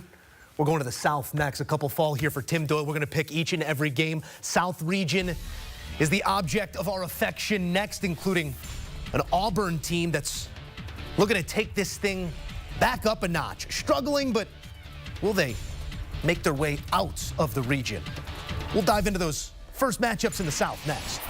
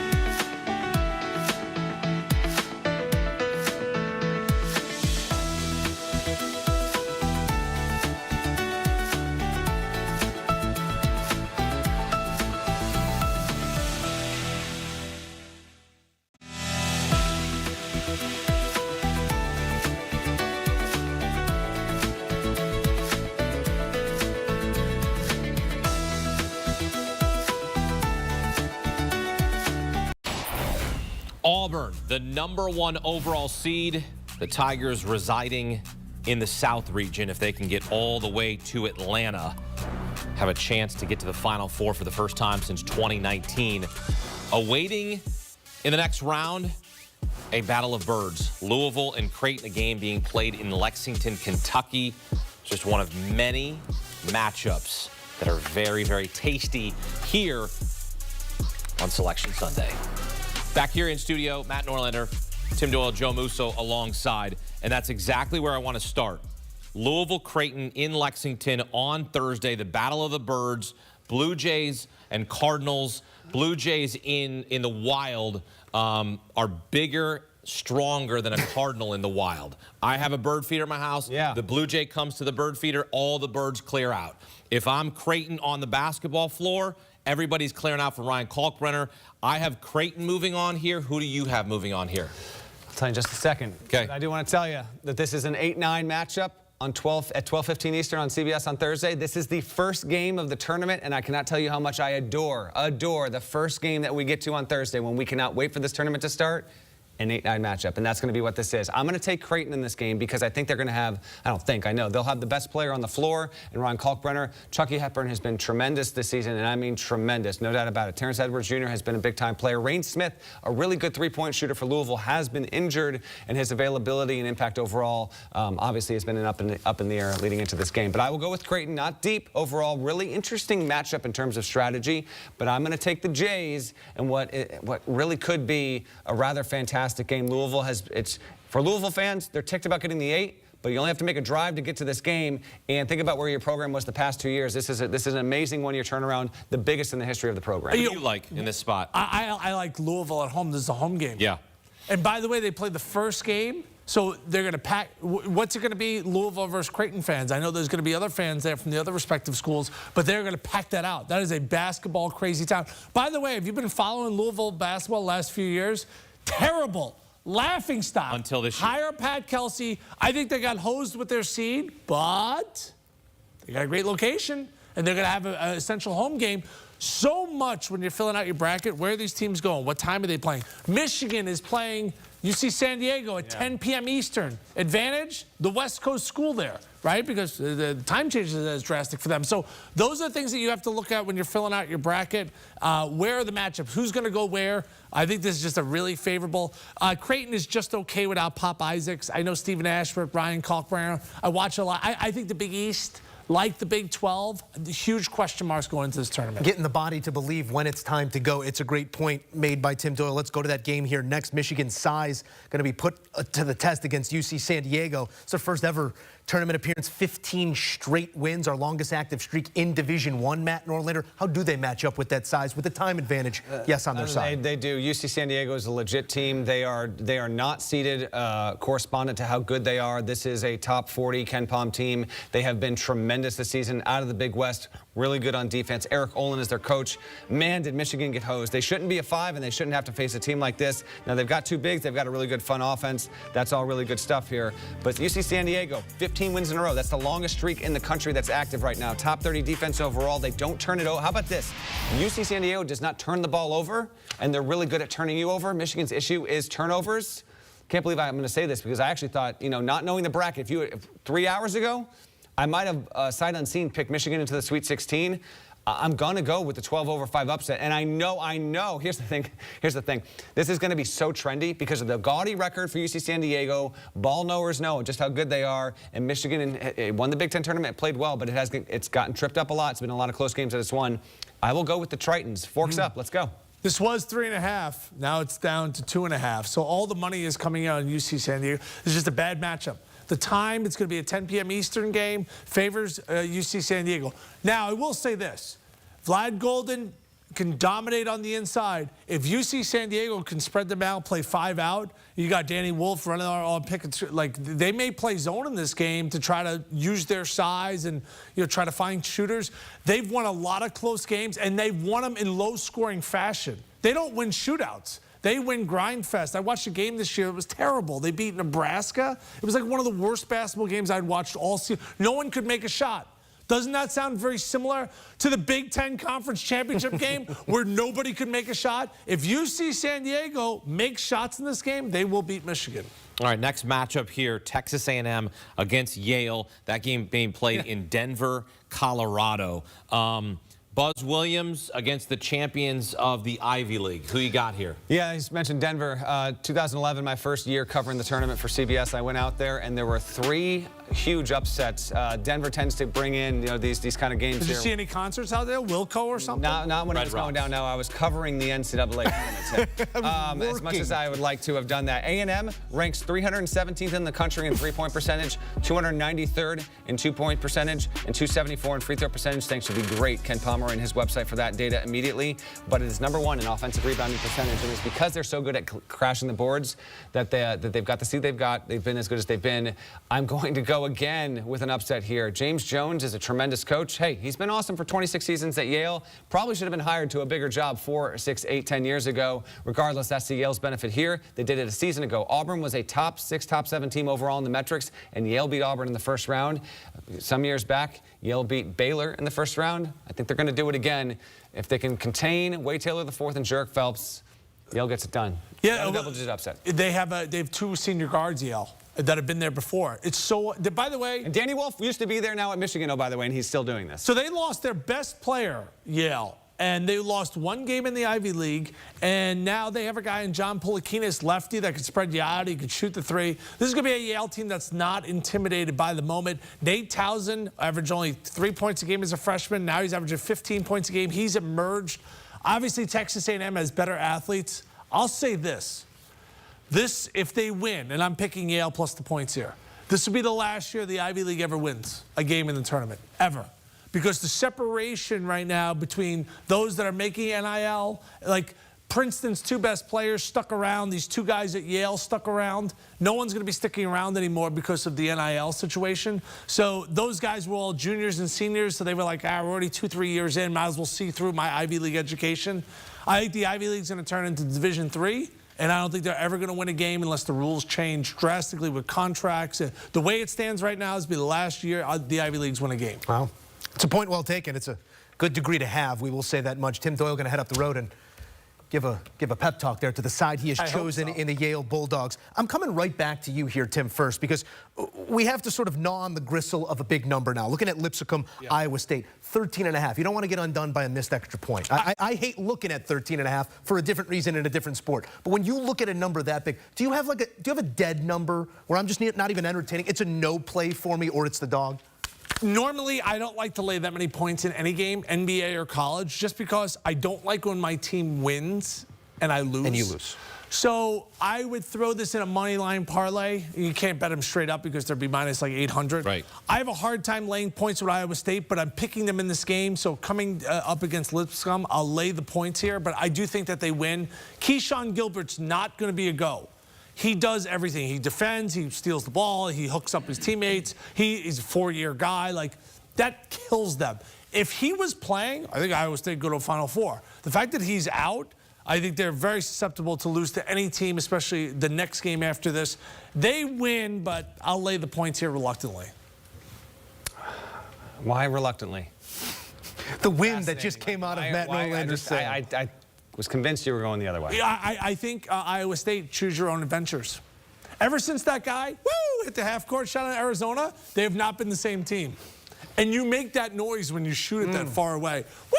There's been a little bit of speculation, and some folks that are intaking this content right now, we appreciate you after the fact on VOD, YouTube, etc. Whether about Keyshawn Gilbert's groin injury and how severe was it, because he's been ruled out for the tournament. He has since gone on social media and said, hey, listen, there's a rehab process. I'm not going to be able to play. Like, this isn't anything else other than that. The game straight up, I'm taking Iowa State. Lipscomb Bison's quality team. Iowa State, I think, wins this one and wins it easy. I'm only picking the game straight up because that spread stuff, that's out of my wheelhouse. If I did, however, I like the Clones here by 17, 18 points. Yeah. Yeah, give me the Clones. I got Curtis Jones still. He's still healthy. Guy stepped into the starting lineup and has led them this season. He's been fantastic. That's their glue guy. They can't lose him and be okay. I was very high on them. TJ Alzberger. Yep. Wonder if he's sticking around. You know what I like about him? Medium shirts. He's sticking around. He's He not usually going wears like the tighties, especially, and he's kind of jacked. I bet you he's benching about 225, 6 to 8 reps, 4 or 5 sets.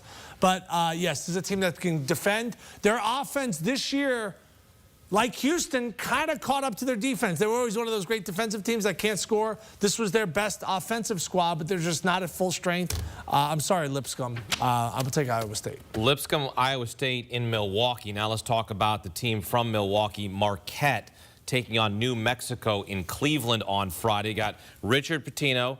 You got Shaka Smart. In the 10-7 matchup there. Who do you like in this spot? This feels like a real toss-up. You mentioned Richard Pitino. Just a quick note here. There's never been a season ever in the history of college basketball where a father and son have collectively had a better single season in the same year than what Rick and Richard Pitino have been able to do. That's a really, really cool story. I'm going to take the Lobos here. You know, they've got Donovan Dent, who's an incredible player. They love to get up and down the floor. This team is top 5 in pace overall. They're going to try and really make Marquette run and sprint here, and we can see if they can get successful with that. Their defense is top 20 quality. It's not just Dent, although he's been really good. Nelly Jr. Joseph, a guy who used to play for Rick Pitino at Iona. He's been a beast all season long. I will take New Mexico. Got knocked out by Boise State in a really good game in the Mountain West Tournament. Marquette, meantime, this is a team that started 18-3, and since then has gone 5-7 down the stretch. Got knocked out by St. John's in the Big East Tournament. It doesn't get to the line a ton, and it doesn't shoot the three-pointer well. Now, the reason why I think this could be close, New Mexico's not good from the foul line. Marquette's not good from the three-point line. 7-10 game. This feels faded to me to be tight margins the whole time. No team with a bigger lead than, say, 6 points, but I will go Lobos 10/7 in this one. I like New Mexico, too. Great matchup. You got Cam Jones, one of the best players, can do a little bit of everything, been around the block many years. Donovan Dent's an electrifying scorer. I think Marquette, at one time, was ranked top 10. Yes. Actually went to DePaul as ranked 7th in the country. I take DePaul to the overtime, and at that moment, I went, I don't know if that's top 10 team if you're life and death to beat DePaul. So I think this is a toss-up, but I like New Mexico here. Plus, I'm getting 3.5 points. It's a full possession. I'll take those 3.5 points. All right, that's how they see that one. Final matchup here in the region. Going to take us to Michigan State and Bryant, 17.5, another big number. Matt, you want to talk about familial ties? You got a Martelli here. You got Izzo, who has spanned generations. When you look at this matchup, obvious the side we're going to lean to, but tell me why and what Michigan State can learn about themselves that they can take forward to their next matchup. Well, I sat down with Tom Izzo for about 2 hours in his office about 3 weeks ago, and we got into all sorts of stuff. Plenty on the record and plenty off of the record, but one big takeaway that I had from Izzo is our guys have... He was harkening back to when Team Cleves and that group won the 2000 National Championship. And he said, you know, that team, we would stay up till 1 in the morning together and just watch like all the college games and all the NBA games. They loved being together, and they found that they got better because they wanted to spend time with each other. He said this team, he's like, it's not the best team since that 2000 group, but he's like, it's one of the 3 or 4 most connected teams I've had over the past 2 decades. And I think that and that camaraderie, that focus, it's going to really help them. I don't think it'll be too close. I think Michigan State comes out gangbusters here and doesn't have too much of a problem with Bryant. But yes, congrats to Phil Martelli Jr. and Phil Martelli, now the coach, Jr.'s now coach to Bryant, and a rare instance, although not totally uncommon, but we don't see it that often, where a father and a son have both coached their team to the NCAA Tournament. Lamb. They have Jace Richardson. Do it. Do it. 17. Come on. I have Michigan State going to the Final Four. Thank you. Obviously, I have them winning this game. But I will say this. I'll take Bryant in the points here. Here's why. They won the America East. They stepped up from the NEC, which is one of the worst conferences, where they actually won that. That's when Jarrett Grosso was the head coach. They won all their conference tournament games, all of them, by double digits, okay? They have a transfer from St. John's. Is it Pinzon? Pinson, I think. Pinson, okay. Yeah. 2 years at St. John's, didn't play. Now he's averaging almost 20 a game at Bryant. They have another transfer, Earl Timberlake. He was at Memphis. He was at Miami, not playing. Comes to Bryant, dominating. Why? Because he's a 6'6" big man. You don't dominate at Power Fives. You dominated Bryant. He's found a home here. I think this game is like 12 or 14. I just think everyone knows Michigan State's going to win. So they make the number so outrageous. I think it stays inside the number. 3-0 straight up and ATS in their last 3 round of 64 games. 17 doesn't feel like that big of a number for Michigan State. It doesn't. For me, you take the points, I'd lay them. Michigan State has, at times, had a tough time scoring. Yeah, they can't shoot the three. They're one of the worst in the country. And one thing Brian can do is maybe get up like 17-9, and then Michigan State ends up pulling away at the end. So I think Brian actually has some scoring power, and they like to play kind of fast. So I just think it's too many points. I think Michigan State wins and Brian covers. That is how they see the South coming up. We discover how the West was won. St. John's magic season. Let's go. Now set for madness. That was my old dorm there. Coach Pitino with the sweater under the jacket. I love the look. We'll see how it looks moving forward now that March is here.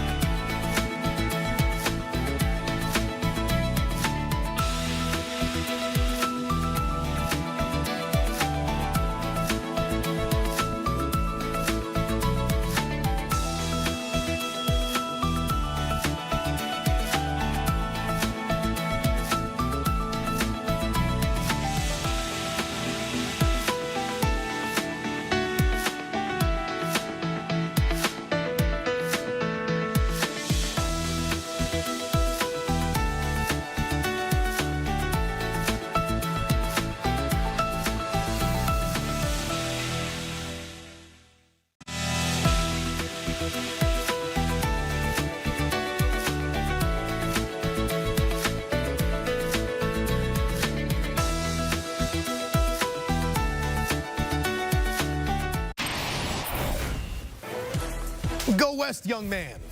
All the entertainment just oozing out of this region. St. John's perhaps stealing the story, but will it be Florida, the top seed in the region, claiming the Nets? It's the group of death, if I'm not mistaken, here in the West. And here to assess the West, our crew going strong, fellas. This is going to be interesting from top to bottom, and these matchups, they sort of at certain points seem obvious. At others, as we've said, you gotta reconcile with a big number. Such is the case here in our 1 versus 16 Florida 27.5. I mean, give us. I got the Gators. Gators are winning. Take it, Give us the team. Yeah, Tim. How do you reconcile with 27.5? I think it was pretty cool that SIUE have actually called games there. It used to be Edwardsville. It was their first berth in Division I. Brian Baroni, his dad, was a legend in the coaching game. Tony Baroni. They got Norfolk State. Yeah, Norfolk State. Yeah. Robert Jones, really good coach at Norfolk State. Yeah, really good stuff. Florida versus Norfolk State. This game, by the way. Oh, yeah, Florida. Sorry. My pick, Florida by 1,000,000. There we go. That's what Sorry, I did have SIUE playing Houston relative. That is happening, but you're getting too far ahead of yourself. Sorry about that. I have Florida winning. I think Florida, guys, right now, best team in college basketball.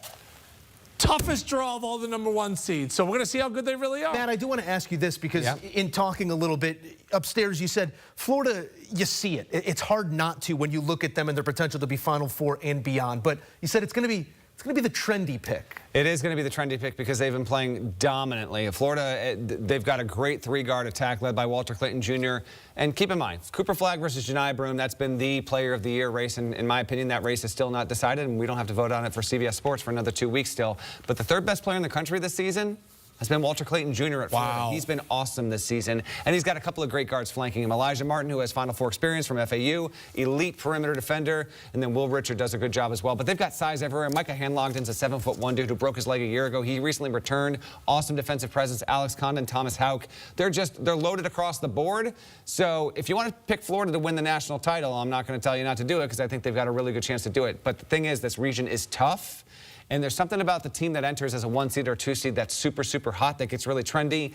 Usually more often than not, that team doesn't wind up winning 6 in a row and cutting down the nets, but Florida's capable of doing it. Todd Golden, you have to coach his team to an NCAA tournament win in his young coaching career. That's going to end. It's a matter of, does he get 2, 3, 4, 5, 6 wins? They have the best guards, and their best pro prospect is not one of them.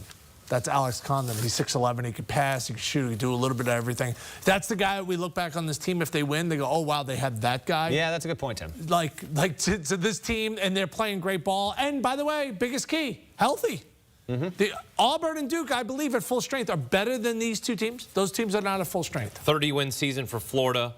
A couple of the previous times they had a 30-win season, they won a couple national championships. They went back-to-back. Speaking of going back-to-back, UConn, back-to-back national champions, trying to make a three-peat here viable. It doesn't feel like it is, but they have to run through Oklahoma on Friday, also against in Raleigh, North Carolina there.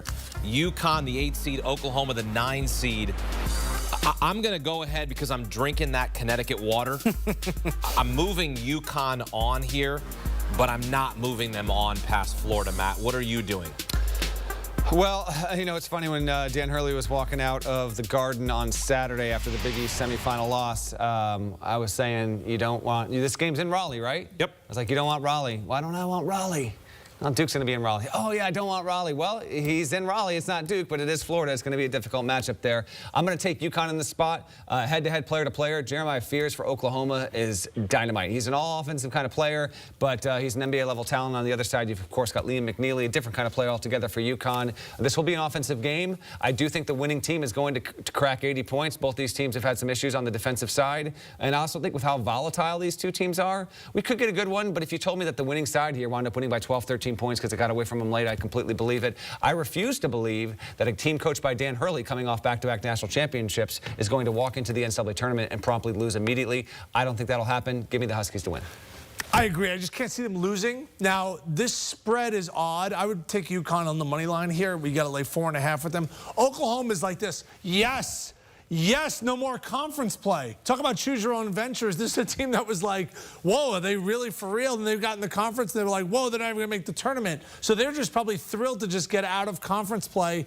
I think this game's going to go right down to the wire. I think the difference is you got Dan Hurley there on the sideline, so I'll take UConn here. One of those UConn losses that started to make us scratch our head was the Memphis matchup. Memphis now going opposite Colorado State, a team that shot at 50% from the field in their conference championship game. It was impressive stuff. Defense has also been a strong suit for the Rams. A 2.5-point favorite here. This is a 5-12, and Tim, I'm going to come to you here first here. 2.5 with the Rams. Shooting, water usually finds its level, regression to the mean. Do you give an edge one way or the other here? Yeah, Colorado State's playing awesome. They're extremely hot. They have a coach that is a brilliant offensive mind. they're the 12 and they're the favorite, right? So it feels like all the smart money is on them. I don't know if a lot of people really gave the time of day to watch Memphis, like really zero in and watch them. They have a superstar in P.J. Haggerty who's averaging over 20 a game. They have experience. They have extreme toughness. Penny Hardaway. I just think there's a team that's like falling below the radar, and I think Colorado State's getting a lot of love. They played on national TV. They were on our airwaves. I think you feel like, oh, this team's really hot. I think Memphis is kind of disrespected in this spot. I like Memphis on the money line. Well, they're also, you know, Colorado State rates better than Memphis in the predictive metrics. Memphis is an intriguing team. From a resume standpoint, they deserve to be a 5, 6 seed, and they get the 5 here, obviously. Colorado State was an obvious pick that was going to be a 12 with how they played. I'm going to go Colorado State. They've got the shorter flight. This game is in Seattle. This is a 2 Eastern tip on TBS on Friday. I want to make sure I have that correct. Yeah, that is a 2 Eastern. This is what, an 11 a.m. tip local. That is an early tip there. Colorado State has one fewer time zone to account for with all of that. Nick Clifford has been insane. We talk about guys who can really make a name for themselves once you get on the biggest stage of the NCAA tournament. This tournament, actually, and this is going to be something that we're going to talk about frequently on the HQ set here and into the week and on the College Basketball Podcast. I'm not kidding you when I tell you there's like 24 guys that are really, really good and can make a huge, huge splash. Nick Clifford I'd have at the top of that list or in the top 5 or 7 overall. He's been phenomenal. I think he's a first-round NBA talent. And I like Nico Medved, who, by the way, I expect to be the next coach at Minnesota whenever Colorado State's run is done. I like his Rams to beat Memphis and push off that inevitability at least by a couple of days. All right, so some disagreement there. Matt likes Colorado State. Tim likes Memphis. I like Memphis there. Joe, what do you like? It feels like Memphis. It does feel like we might be a little bit high on Colorado State right now. Yeah, I'm out on the Mountain West after what happened last year. I'm out because of the Mountain, because of what happened last year. That's I don't exactly trust what I want to hear. They got to trust me. They got to earn my trust Tigers. back. Take the Tigers. Tyrese Hunter, by the way, got banged up in the AAC final. It remains to be seen how healthy and strong he'll be for this game. I have enjoyed saying the name Dane Danger all season. He's been all over the highlights. Yeah, it's been awesome. Yes. Also on Friday in Seattle, we got Grand Canyon out of the WAC, earning that auto bid against Maryland, the Crab 5, led by Derek Queen. This is an enticing matchup here, Matt. I like Maryland here in this spot. I like Maryland also to go pretty deep in this tournament. I'm not saying all the way to the Final Four, but have a nice run under Kevin Willard. What should we know about the Lopes and Terps here? Well, the Terps are a tremendous team. I'm going to take them to win. This is, by the way, a cross-country trip here. Yeah. This is what we call the reverse Cronin, with Maryland having to go all the way to the West Coast there. I don't know how Kevin Willard is going to react when he lands and sees the Space Needle, but we'll see how that goes. They've got Derek Queen's been one of the 3 or 4 best freshmen in the country this season. It's not just him, though. Julian Reese is awesome, and they've got some great, great guards. Selton Miguel is a guy who doesn't get quite enough buzz overall. Grand Canyon, Tyon Grant Foster is back from a season ago. He's a really, really good player, but he's not the only guy there now. They share the sugar pretty well. A good Grand Canyon team last season's was better. I just think from a matchup standpoint, you never know. We're going to get a game that is a complete shock of an upset, and this would qualify. Not a lot of people are going to pick GCU. I'm not going to do it. I think the Terps get it done, and I think they get done with some comfort. Maryland has a blitzability where they can just like punch you in the mouth, and if they're making threes coupled with the inside play, it could get really ugly for Grand Canyon. So I'll lay the points here at Maryland. This next one, Drake and Mizzou. Tip of the cap to our colleague Eric Casilius, who has a rule. He says, say it out loud. Yep. Does it make sense if you say it out loud? Missouri, a loser in 4 of 5, laying 6.5. We know how Tim Doyle feels about Drake. Love the Drake. Love the Drake. Love the Drake. Norlander, how should I feel about the Drake? You should feel good about the Drake here. This game is a True TV 7:35 tip on Thursday in Wichita, Kansas. Keep in mind where these 2 teams are based out of. This is actually a local situation for both clubs. I understand the Iowa to Wichita travel might be a little bit further than what Columbia is, but I'm going to go Drake in this spot. Ben McCollum has been a tremendous coach for a long time. D2, won 4 national championships. His name heavily involved at potential spots here. This is just what's going to happen. You get really good, you take a mid-major to the NCAA tournament, you're going to be on the candidate list here, but he's going to be focused here on Mizzou, and I like Drake to get this done. I think that record is for real. I think the style of play that they have is for real. And also, I think Mark Mitchell should be expected to play. We're waiting, I think, on official stuff at tape time here on his availability. Key front court player for Missouri. He leads the team in scoring. But even if Mark Mitchell was available, I'm gonna take the Bulldogs. I think I'm in on them. You know what I'm in on? The Missouri Valley. They get hosed every year. They do. It's an outstanding basketball Thank you for conference. being a mayor of that conference. Yeah, I carry the Mayor of the flag. MVC. Yes. Yeah, It's a great conference. Like Bradley, no one would want to play. Drake shouldn't be an 11. I'm not surprised That's by a it. bad But seed. they've got. I mean, if they would, I knew there was no chance they would be a 9. I get it, but they're as good as an 8 or 9 seed. But so that's what Missouri gets. Last few years, Missouri got run off the court by Princeton in the tournament. Last year, they didn't win a game in the conference. They went 0-19. Now you're going to lay 6.5. No, thank you. I'll take Drake, and I'll take him on the money line. Okay. UNCW, Texas Tech, also in Wichita, Kansas on Thursday. You've got Texas Tech averaging 81 points per game. You've got UNCW averaging 79 points per game, first in the Coastal. Take the over. Who are you taking to win? I'm going Texas Tech without too much hesitation here. I think this is the kind of game. It's a 3-14. You've got an approximate 10-10 tip on True TV, by the way, Thursday night. So this isn't that late window. And if this goes the way I think it goes, you get yourself concerned with some other late ones, and this one won't be close. I like Texas Tech, and I like them comfortably. JT Toppin, borderline first-team All-American. He's been an incredible transfer, as good as just about anyone in the country. To borrow your phrase, Tim Doyle, I don't like Texas Tech. I love Texas Tech. I love the Fighting Grant McCaslins. I love JT Toppin and that offense. It's awesome to watch. They're a fun brand of basketball. It's actually the first offense that Grant McCaslin has that's maybe on par with the defense. When he was at North Texas, remember, it was like grind you out every game, 55 points, try to slow you down. This team's fun. They're exciting. They're well tested. The only thing I will say, better logo is UNC Wilmington, because if you really dive, You took the words out of my mouth. I almost jumped in and said, "What a logo!" Yeah, because the key with the logo is some lettering. The bird actually has a W with the eyebrows. Well done. It's amazing. Respect the graphic art. Outstanding logo. And Texas Tech, you got the woohoo guns in the air. You got the fun little mascot. Better logo, UNCW. Do you want to do a color swap right now for social with logo color swaps here? I love the color scheme there. And Texas Tech. Like, what if they traded colors? Who would you like better? Let's give it right to social. They love that. Come on, black and red are going to win any day of the week over the the more new age Florida Marlins. You don't want to see that scheme getting off the bus. That's a good get off the bus color scheme. The black and red. Yeah. It strikes fear. We got another game to get to here, and it's a brand name, Kansas and Arkansas. And I want to talk about that brand name, -5.5. Is that brand name baked into the number there? Or do you think properly positioned are the Kansas Jayhawks? Choose your own adventures game here. Boogie Fland is supposed to play. You would think that's a good thing. He played in SEC games. Arkansas lost all of them. He's supposed to be a go. Kansas, what are you going to get from Kansas? I have no idea. Like, you want to buy in. They were #1 preseason. Hunter Dickinson's still in college. I think I bought his first beer when he was a freshman. I was still in school. He's still out there. Zeke Mayo is a good transfer, but they can't shoot from the perimeter. Kansas is one of these teams, Matt. I was like, come on, you're gonna turn it around. You're gonna turn it around. This is a horse that always runs second. I can't trust him here. I'll take Arkansas plus the points. I'll take Arkansas on the money line. All right, Thursday in Providence, where Matt Norlander will be. St. John's, Omaha. St. John's, move them on. St. John's with one of the great stories this season. Rick Pitino, the first head coach to ever take 6 different schools to the NCAA tournament. This is the beginning for me for a great long run for the Johnnies. I think I agree with you on that, Hakeem. And it's incredible to see what he's been able to do. And I think like getting St. John's to the 2-line, double champ of the Big East. If you want to say Rick Pitino is top 3 all time as a coach in the history of men's college basketball, I think you got to really. John Wooden, Coach K, Rick Pitino.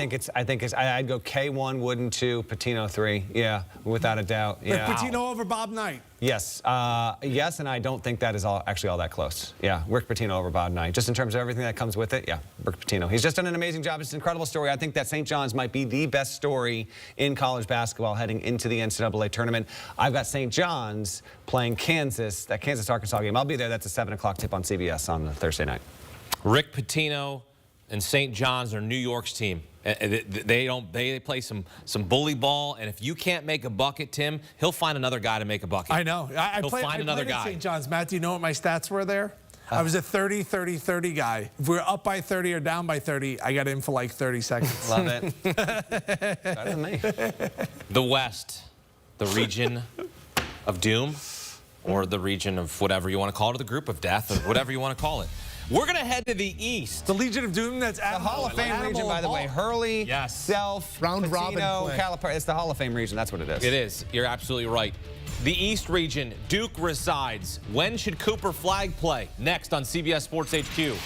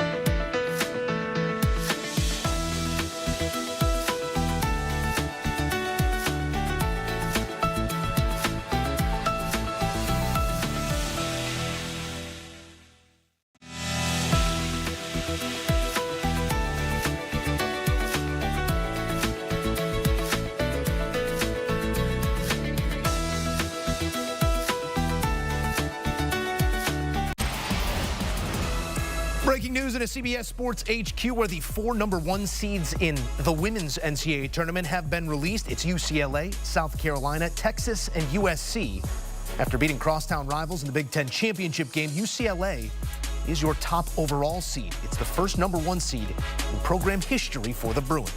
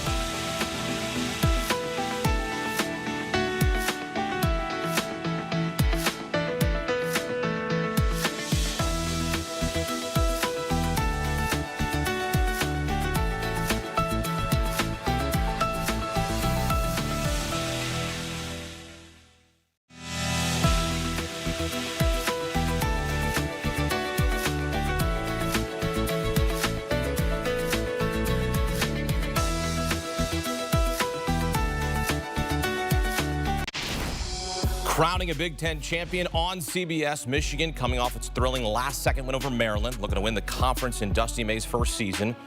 Greg Gard in Wisconsin going for its first title since 2015, and both teams struggling in the first half. 23-21 Wisconsin at the break. Lowest scoring first half in a Big Ten title game since 2005. Badgers 4 of 24 from deep. Wolverines 3 of 17 from beyond the arc. Yikes. Early second, action picking up. John Blackwell up and in. Badgers up 6. Little bully ball for the Badgers. Blackwell now from deep. Knock it down. Up 7. Wisconsin leading by as many as 11, but here comes Michigan. Under 6 to play. Down 4. Trey Donaldson to Danny Wolf. Up and in. Wolverines down 2. Next Michigan possession. Wolf. Scoop to the hoop. Tied at 45. 7 straight points for the Wolverines.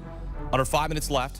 Wisconsin up 1. John Tonje driving, scoring. Badgers up 3. What a finish there. His only made field goal of the game. 1 of 14 from the field. 9 points. This after 32 in the semis. Under 4 minutes left. Michigan down 3. Donaldson, the hero from one day ago. Up and in. Down 1. Minute later, Donaldson. Give me a 3. Wolverines have the lead up to their first lead of the second half. Here we go. 30 seconds left. Badgers down 2. Need a bucket. Blackwell. Layup. For the tie. No. Michigan ball. Donaldson fouled and seals it at the free throw line. Wolverines win it 59-53. And it is night in Indianapolis. Michigan earning its 4th Big Ten tournament title in school history, first since 2018, and Dusty May leading them to the title in his first season in Ann Arbor. Wisconsin, no made field goals over the final 4 minutes, and it's the Wolverines who earn the auto bid out of the Big Ten. The champion standing by with Tracy Wolfson. I'm here with Trey Donaldson and this Michigan team. What a win, another tight one. Talk about the resiliency of this squad to continue to win these types of games and come away with a championship now. This is a team that went through a lot of adversity with 3 tough losses, but we stayed the course, and that was our biggest thing.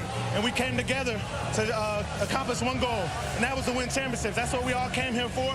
We got a group that we only have 2 new guys coming back. We're all transfers, but we had one goal, and the goal was this feeling right here, and we did that today. You guys are playing with such confidence right now. How can you take that into the NCAA tournament? Don't overthink it and stay the same team, stay the same people. Let our confidence shoot through the roof and trust our skills, and it'll go our way. Well, good luck. Let me bring Dusty in here, and Dusty, congratulations. First year here at Michigan, and you take this team to a Big Ten tournament title. What is it about this squad? How were you able to get it done this season? It's obviously the resiliency. They've got every game, they've gotten lost in the fight, lost in the game. It just kept leaning on each other. And man, what an effort, but we still got a lot of work to do. I can see the emotions right now. Can you describe that feeling? Yeah, you know, for these guys coming from different places, they all have their own individual goals and ambition. And to see them put all that aside to try to do something special together and take a lot of pride in the team and the university and who they represent, it's a special group of guys. Just an incredible job. Good luck in the tournament. Go celebrate. My voice held up. Dusty May, what a job he has done in his first season in Ann Arbor. One of the greatest turnarounds you will ever see in college basketball history. Taking over that program, led FAU, remember, to a Final Four. Perhaps he'll lead the Wolverines to a Final Four as they get it done in the Big Ten Championship, their 4th tournament title in school history, first since 2018.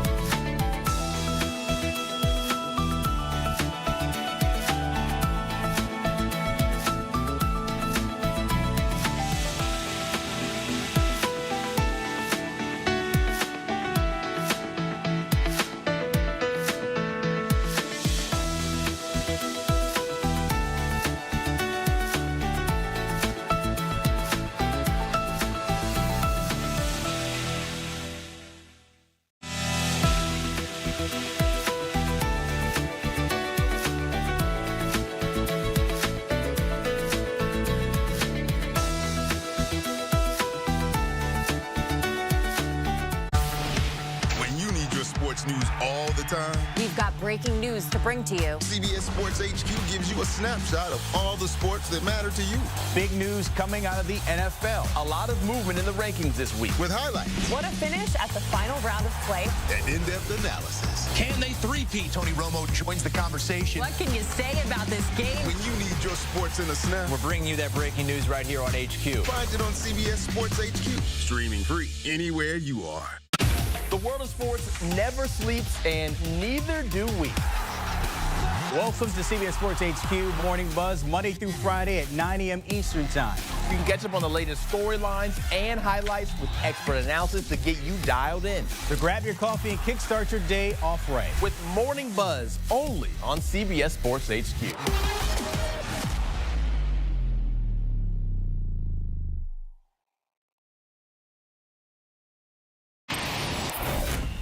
Duke, the 1 seed in the East. They'll play the winner of American and Mount St. Mary's in Raleigh, North Carolina on Friday, a virtual home game for the Blue Devils. Duke was a 1 seed in each of the last 4 tournaments. They won the national championship, 27-1 since Thanksgiving. Their only loss to Clemson. As you take a look at the East region bracket, back here in studio, Matt Norlander, Tim Doyle, Joe Musso alongside. The Duke Blue Devils are expected to have Cooper Flagg back for the tournament. Nursing that left ankle sprain may hold him out for that first game against the winner of those 16 seeds, but they're going to definitely need him in the next game against Baylor or Mississippi State. You got Drew against Chris Jans, the dentist. Matt Norlander, this is going to be a tough game to pick. That's your job. Who you got moving on here? Yeah, this is our first tip, by the way, on Friday. This is 12:15 CBS tip in Raleigh. I'm going to go with Mississippi State. Baylor's got some fun potential, but they've had it all season long. They've been up and down. I actually think that Baylor was afforded a better seed than it deserved in this spot. Don't think Baylor's a 9 overall, not with 14 losses on the overall resume. Nevertheless, here they are. Baylor has been a bit of a sieve defensively. Meantime, Mississippi State, it's been up and down here and there. It got off to a 14-1 start, and since then, it went 7-11 down the stretch there. So it's been problematic. But I will go with Chris Jans' program. I just find them to be a little bit more reliable. He hasn't had a team this good offensively in a while, and they got a guy who can absolutely hoist him and make him in Josh Hubbard. He's a lot of fun. This to me feels like 50-50 chance, but I will go with Mississippi State. Yeah, Hubbard's only 5'10", 5'11", and he can definitely score. I think Baylor is the best player, or at least the guy with the most pro potential, being VJ Edgecombe. I'll take Baylor in this game. Rumor has it their basketball team spent $6 million on their squad, and to land, what, an 8-9 game? Ooh, yeah. Not good. So it's about how you build that sauce. What's the recipe here? They have some older guys. Norman O'Chair. Norchad Omer. Yeah, he's still in college. Yep. We've been calling his games for 5 years now. Yep. He's there. Rob Wright's an exciting guard. I just think that Baylor has a little bit more talent. Hard game, but I'll take Baylor. Always something to prove at 5'11". I'll tell you that. Yeah.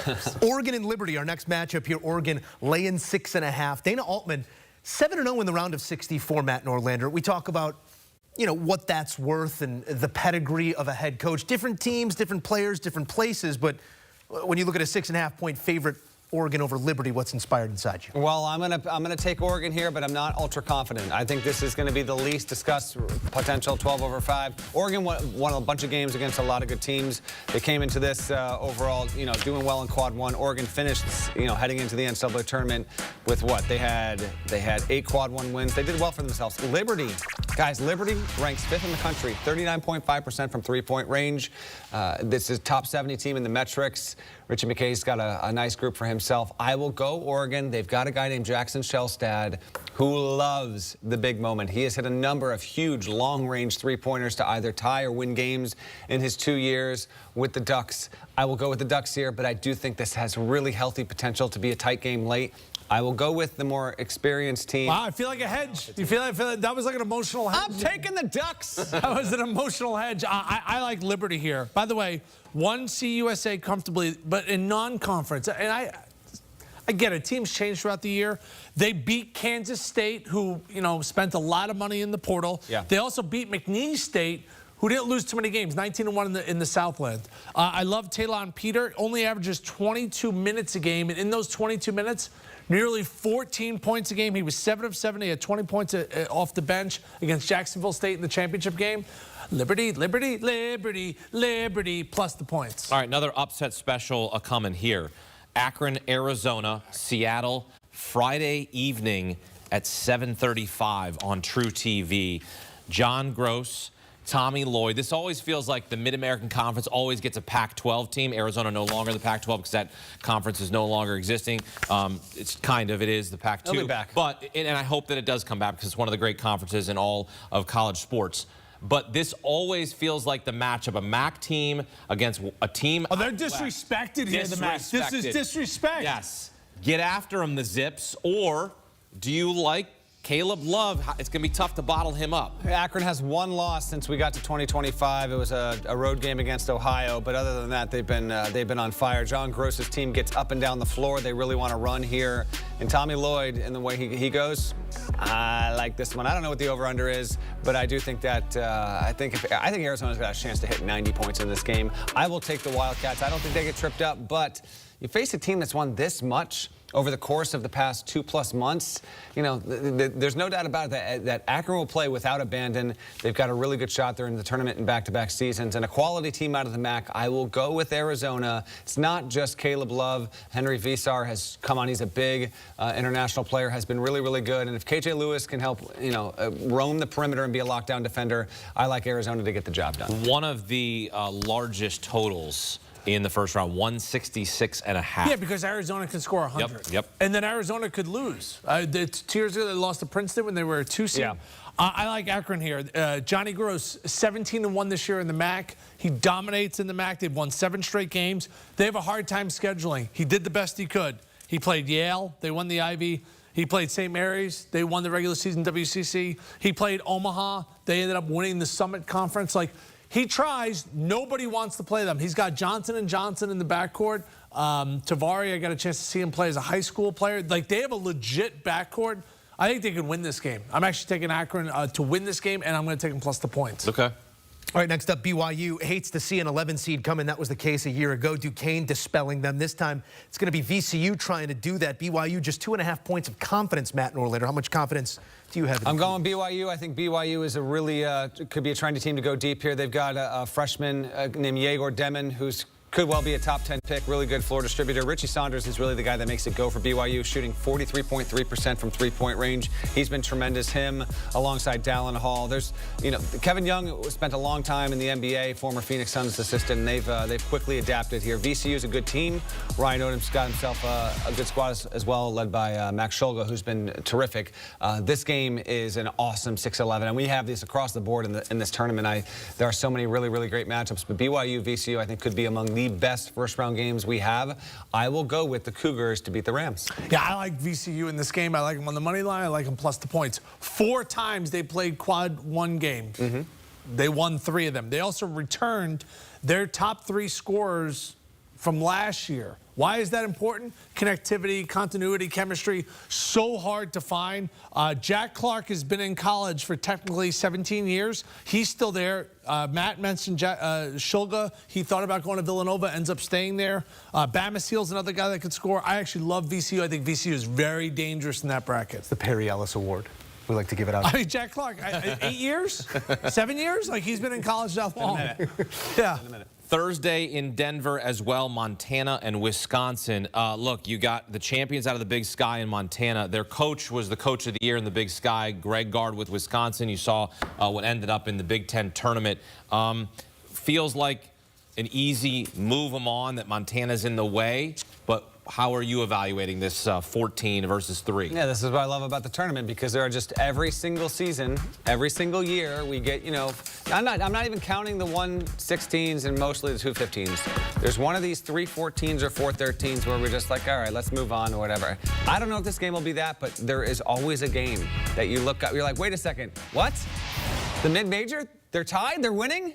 Maybe that'll be this game. I will take Wisconsin, though. They've been tremendous this season. John Tonje's been an All-American. This is the best free throw shooting team in the tournament and in the sport overall. Really, really reliable from the line. I think that stuff shows up big and matters in the NCAA tournament. Wisconsin had an ugly offensive game against Michigan. I think they tossed that out. They play here, they win, and I don't think the Grizzlies give the Badgers too much resistance. Agreed. By the way, I just want to clarify what ugly is in your eyes. Wisconsin was 7 of 39 from 3 against Michigan. It didn't work out so well. I mean, that's 18%. By the way, they lost by 6. Yeah. So if they would have made 2 more threes, essentially it would have been a tie. They would have been 9 of 39, which is still not very good.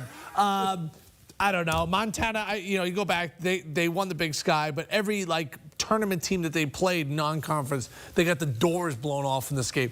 If Wisconsin goes, 7 of 39, maybe this game's close, but I'll lay the points. All right, I'd like to take a moment here to recollect 1 and 2, tip our caps to our graphics and research team that do so much great work on this day to bring it to you and also to bring it to us. And sometimes you look down at one and you say, can we double check that? St. Mary's an exit in 7 straight tournament appearances in the first week.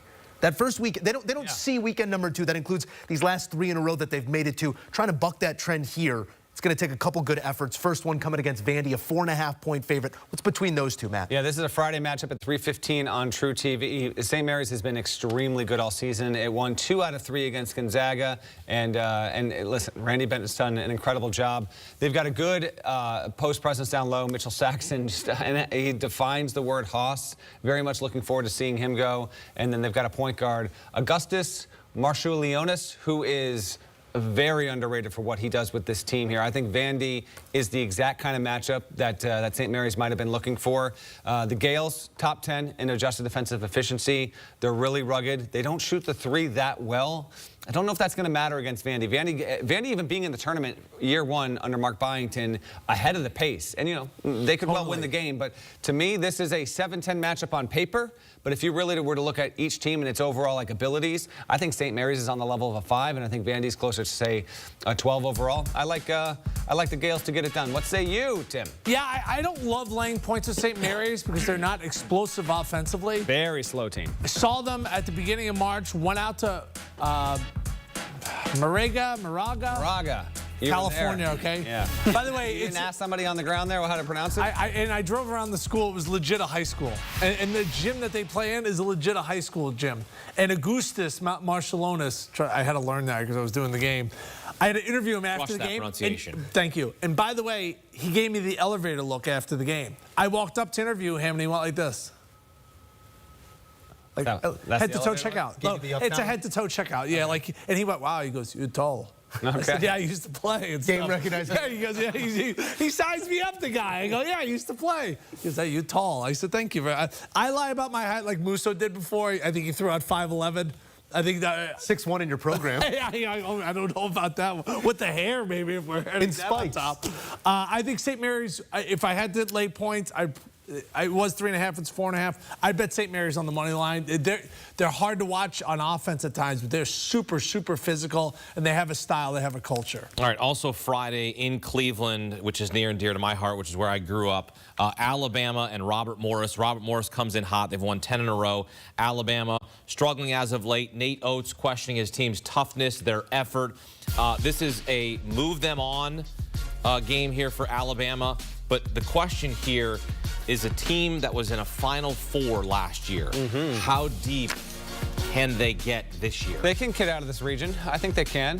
Duke's waiting on the top of it, so we'll see on that. Grant Nelson's health is also something to keep an eye on here. I think he's going to see a specialist on Monday to determine the severity of his knee injury. So if it's a situation where he's not going to be able to play or be effective, then that's going to impact how I eventually pick Alabama in this tournament on CBSSports.com. For the purposes of CBS Sports HQ on Sunday night, I might be a little bit more optimistic. But yes, they're a team that scored 100-plus points, more than anyone else in the sport this season. They have the highest points per game average. Mark Sears has been an All-American player. And if Alabama can recapture a lot of what they did a year ago, I do like their chances. I kind of like how this bracket sets up for them. I could make the case that no 2 seed has a better bracket setup. 1 seed aside with Duke. I get all that. That's a huge one. But I actually like the rest of this bracket for the Tide. Alabama trying to get back to the Final Four. They'll have to get through Robert Morris in the first round. Maybe we'll see an upset. Maybe we'll see him cover the number easily. We'll see. We'll see about that. Coming up, oh yeah, the 1 seed in the Midwest. 3rd year in a row as a 1 seed. Can they finally crack through, get back to the Final Four? We're going to break down that region next on CBS Sports HQ.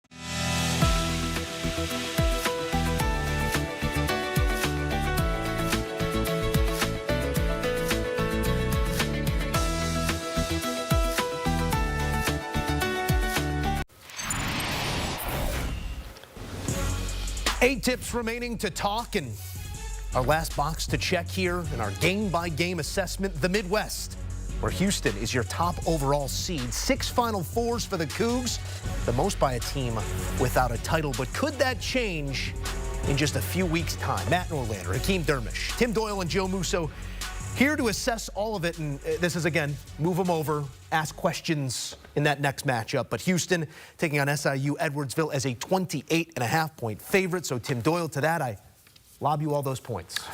Yeah, I like the story with SIUE. You got Brian Baroni there. His dad was a very famous college coach for many years. It's first ever D1 bid for them. I just think it's too many points. It doesn't really matter to Houston how many they win by. So you're going to give me almost 30. I'm going to take those points. Yeah, no, the Houston is a dominant team. SIUE, it's a cool story. They're in the tournament for the first time. That's really good stuff. But yeah, I think Houston. I would actually, against the Cougars. of all the one seeds here, I actually trust Houston the most to by the biggest margin. They're just a machine.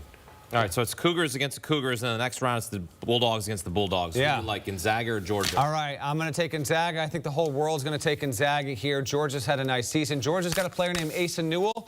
You're going to hear his name called at the NBA draft probably in the first 10 picks later this year in June. Silas Demery is also a really nice player from Mike White's program.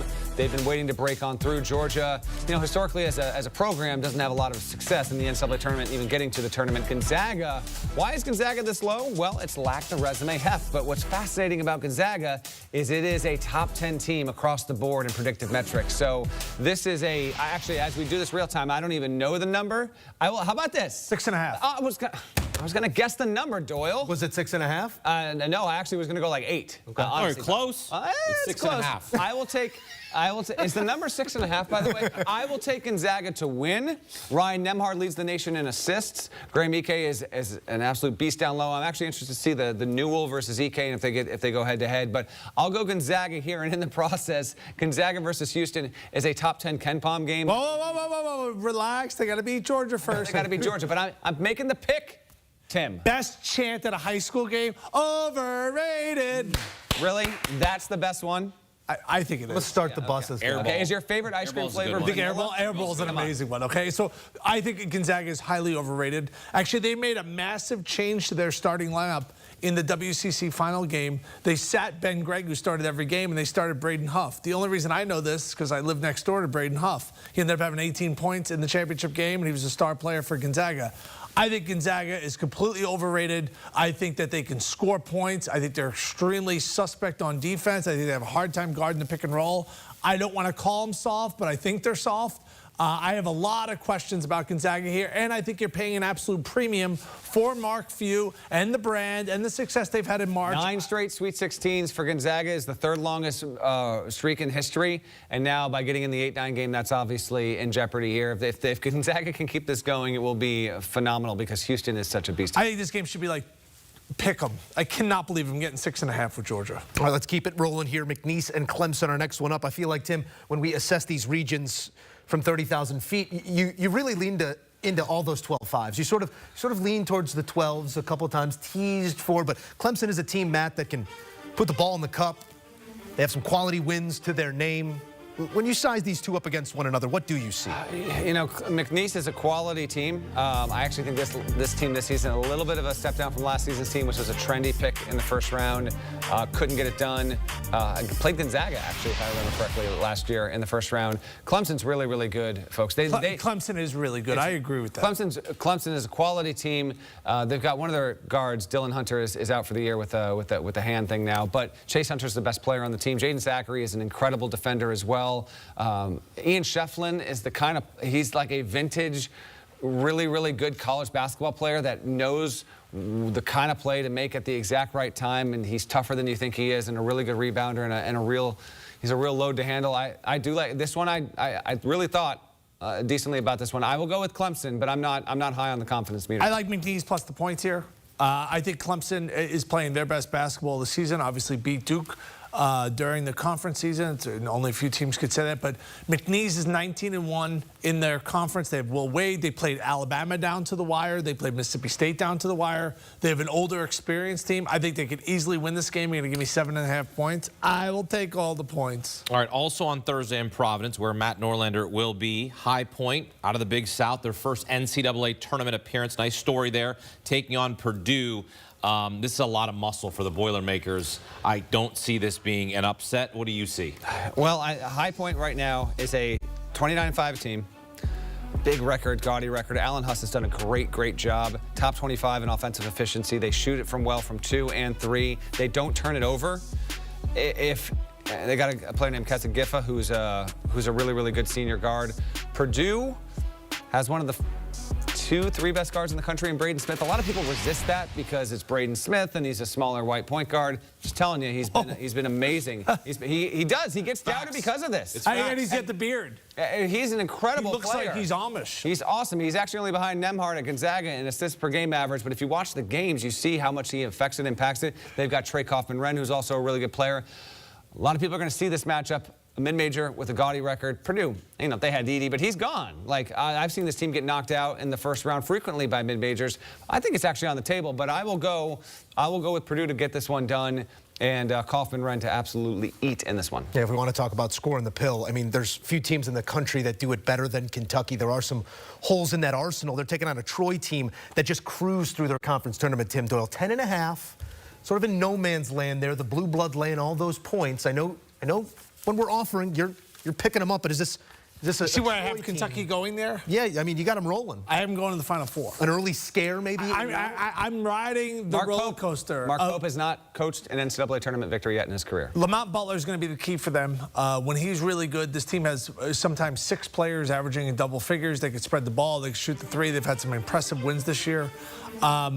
Kentucky, you let me down last year. You could not do it again back-to-back seasons. Surely do not do this to me. It's a new regime there. You do it to yourself, and that's what really hurts. I tell you what, Kentucky hasn't won more than 3 games in a row since November.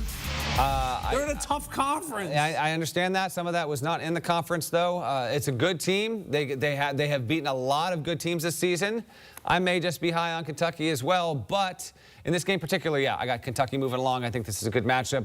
If Lamont Butler can be particularly effective, it's not just him. Otega Owe has been a stud. I mean, I remember talking to Mark Pope as he was building out that roster, and the expectation was not that Owe would be option 1, 2, 3, or 4 in terms of most reliable on the offensive end, the Oklahoma transfer. He's been fantastic. Kentucky fans are obviously thrilled with the draw, thrilled with the seed. They got the seed because they had a ton of high-end wins. They beat 8 top 15 teams this season, and that is obviously a Kentucky program record. So I got the Wildcats moving on here, and this is for a little bit later, but I definitely got them moving on to the second week. All right, from the team that plays in Lexington to the city of Lexington, where Utah State and UCLA are playing on Thursday. 10-7 matchup here. You got Mick Cronin, the Natalie-clad Mick Cronin. He's going to be suited and booted. Do the Bruins beat the Aggies of Utah State? I'm going to say no. I will take Utah State in this spot. 26-7 team, and they've had a little bit of bumpiness down the stretch here, but at one point they were 19-2 overall. Jared Calhoun, first-year coach there. Top 20 offense in the country. They're really good on the interior. I think they're going to expose UCLA a little bit there. Ian Martinez, quality senior guard, knows what he's doing. UCLA is a good program. To me, they're I don't want to say they're featureless, but they don't have a real true forte that I think will carry them to the second weekend. Cronin's team is a lot better than it was last season, which is obviously a major benefit. But I'm not surprised. I agree with the seed for UCLA. I actually agree. This is where I think the seeding here, committee nailed both of it. I just happen to like Utah State in this matchup. You give Mick time to prepare. I like UCLA on the money line. Have a hard time laying points, though. One to look at there, certainly. We got one last one to look at. Tennessee and Wofford, 18.5, the way of the Vols. Tennessee knows how to get there. It's what they do when they're there that maybe has left us wanting more at times. But this is a pretty complete club. 18.5. How do you do it? They're not enjoy the ride, enjoy the adventure in this game. Wofford is a team that, they're going to have the game of the lifetime. Tennessee has had some games, Matt, where they score like 44, and you're like, what was that? Well, one of them was against Florida, which might be the best team in the tournament. Right, and then, today, a really competitive game against Florida. Love their backcourt, love their experience, love their connectivity. I think they win this game. I mean, obviously, when you lay this many points, I feel like you're always sweating it out towards the end, but I think it's either Tennessee or bust. That is a bracket complete. Tim Doyle, Matt Norlander, fantastic work, but the work is not done. Coming up, so much said. How about one big takeaway? Our guys look at the bracket and give you their most prevailing thought. That's next on CBS Sports HQ.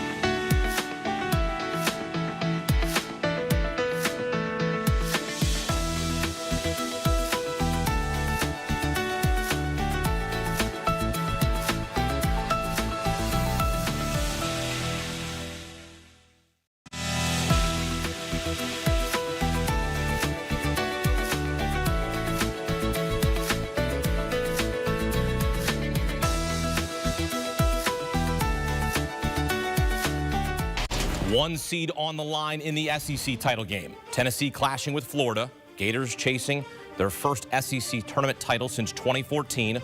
Also the last time they made the Final Four. Mid-first half off the miss, like a hand-locked rebound. Out to Will Richard for 3. He had 17. Gators up by 8, their largest lead of the game so far. 7 seconds to go in the half. Richard to Denzel Aberdeen.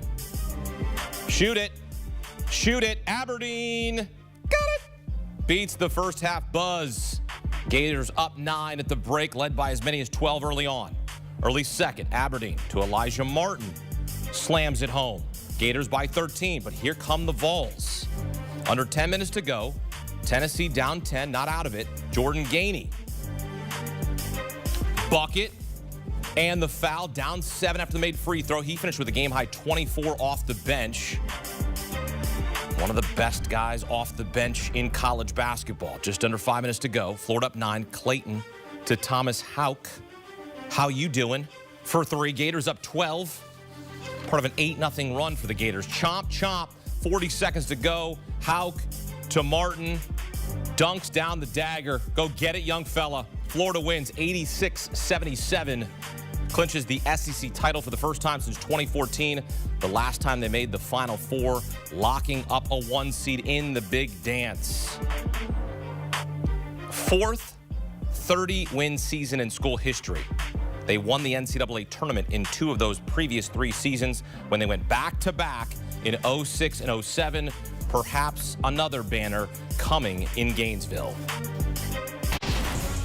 A-10 co-regular season champs meeting in the conference final on CBS. VCU against George Mason for a chance to dance. 3 minutes left in the first half. Max Shulga drives, loses his footing. Jalen Haynes ties him up. Whistle blown. Fight for the ball continues. Both teams going at it. Oh, we got some pushing and shoving. Yeah, there's an invitation to the big dance on the line. Double text called. Play on. 5 seconds left in the half. Zeb Jackson, no. Shulga in at the buzzer. Rams up 8 going into the break. Early second. VCU up 6. Hand off to Joe Bamaseal. Drives. Bucket good. Count it. Up 9 after the made free throw. Patriots respond. Mid-second. Rams turn it over. Pass to Jared Billups in the corner. Billups, the beneficiary, hits the 3, and George Mason is within 5. A second half surge here, trying to get back into it. Ensuing Rams possession. Patriots force another turnover on the break. Woody Newton for 3. Patriots down 2, part of a 7-0 run. George Mason, 16 points off of 16 VCU turnovers. Getting sloppy, clean it up. A few minutes later, VCU up 7. Shulga to Jack Clark for 3. Need it. Got it. Up 10, their largest lead of the game. Responding with an 8-0 run of their own. 3 minutes left. George Mason down 4. Patriots work it to Darius Maddox. Open 3. Buries it. 1-point game. VCU 0-4 in games decided by 3 points or fewer this season. Rams go back up 3. 16 seconds left trying to ice the game. Zeb Jackson, no. Rebounded by George Mason. Ensuing possession. Haynes on the break. Out to Zach Anderson for 3. No.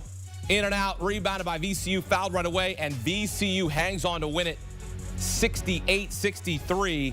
Clinching its second A-10 title in the last 3 seasons. They'll make their 20th NCAA tournament appearance in school history.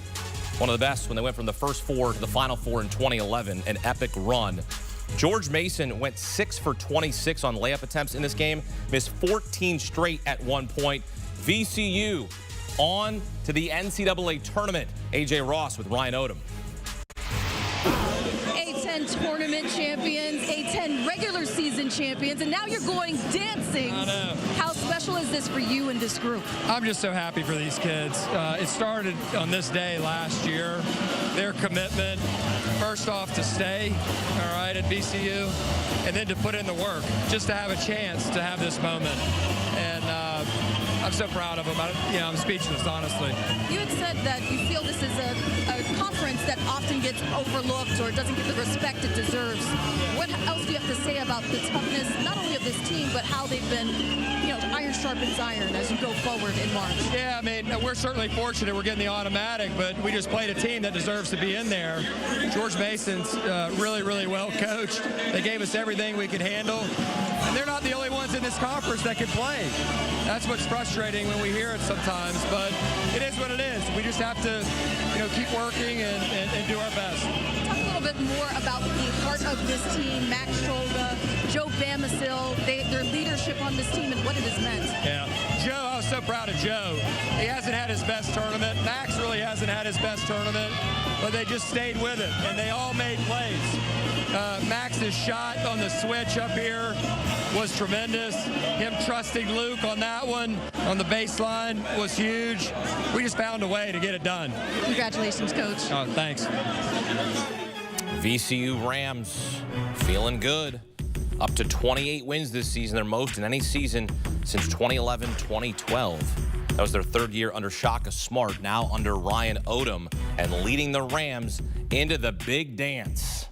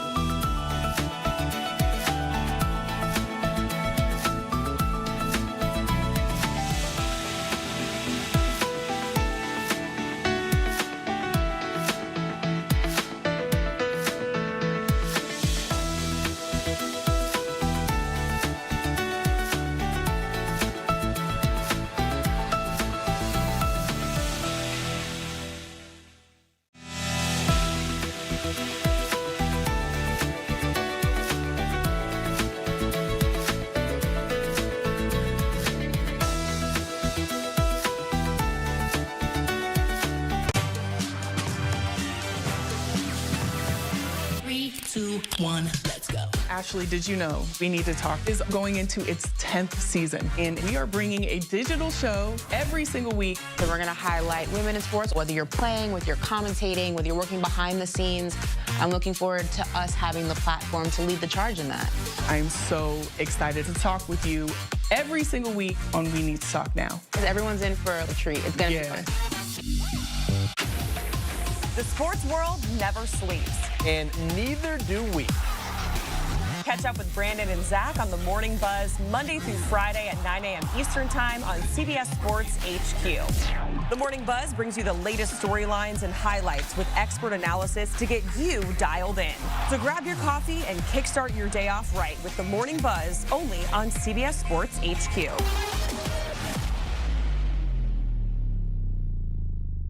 Giving you a snapshot of all the sports that matter to you. CBS Sports HQ. Potential bid stealer in the American Athletic. Memphis firmly in Jerry Palm's field, win or lose. With a win, UAB secures the AAC auto bid. Early second, Memphis down 2, Danger. Up and in, tied at 41. A few possessions later, Colby Rogers away with the steal. Now on the other end, Danger working, plus the foul. Tigers up 4, part of an 8-0 Memphis run. Under 9 to go. Memphis still up 4, P.J. Haggerty. Let me get that steal. Let me get that bucket. Let me get that and one. Up 7 after the made free throw. Largest lead of the game. Under 8 to go. Tony. Give me a 3. No. Yaxel Lendenborg. Give me a putback. UAB down 4 after the free throw. Lendenborg, 19 points, 17 rebounds. Under 6 to go. Haggerty, third in the nation, scoring transition, so pure. He finished with a game-high 23, 7 rebounds to add. Minute later, Jabari McGee, no. Putback blocked by Musa Cisse. Danger. Other way to the rack. He finished with 22 points, 12 rebounds, 5 blocks. Threw himself a mini block party. Bring a covered dish, maybe some cookies, a casserole. Oh, yeah. Memphis dancing on their block. They ain't walking in Memphis. They're winning. They're dancing. 84-72. Danger, the 5th player in the last 20 seasons with these numbers in a conference championship game. Again, he had 22 points, 12 rebounds, 5 blocks. Danger and the Tigers dancing. Stay hot, kids. The 1 seed in the East, the Cleveland Cavaliers, riding a franchise record 16-game win streak, looking to become the first team to win 17 straight since 2021. Got to get through Paolo Banchero and the Magic. Early second, Orlando down 6. Banchero, step back 3.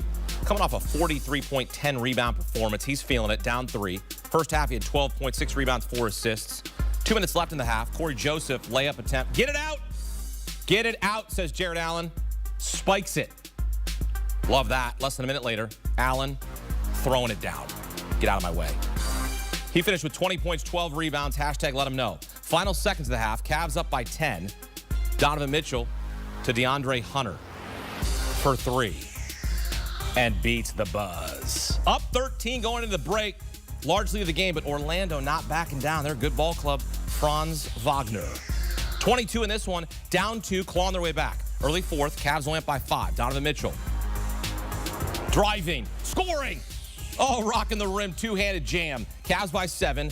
Magic answer.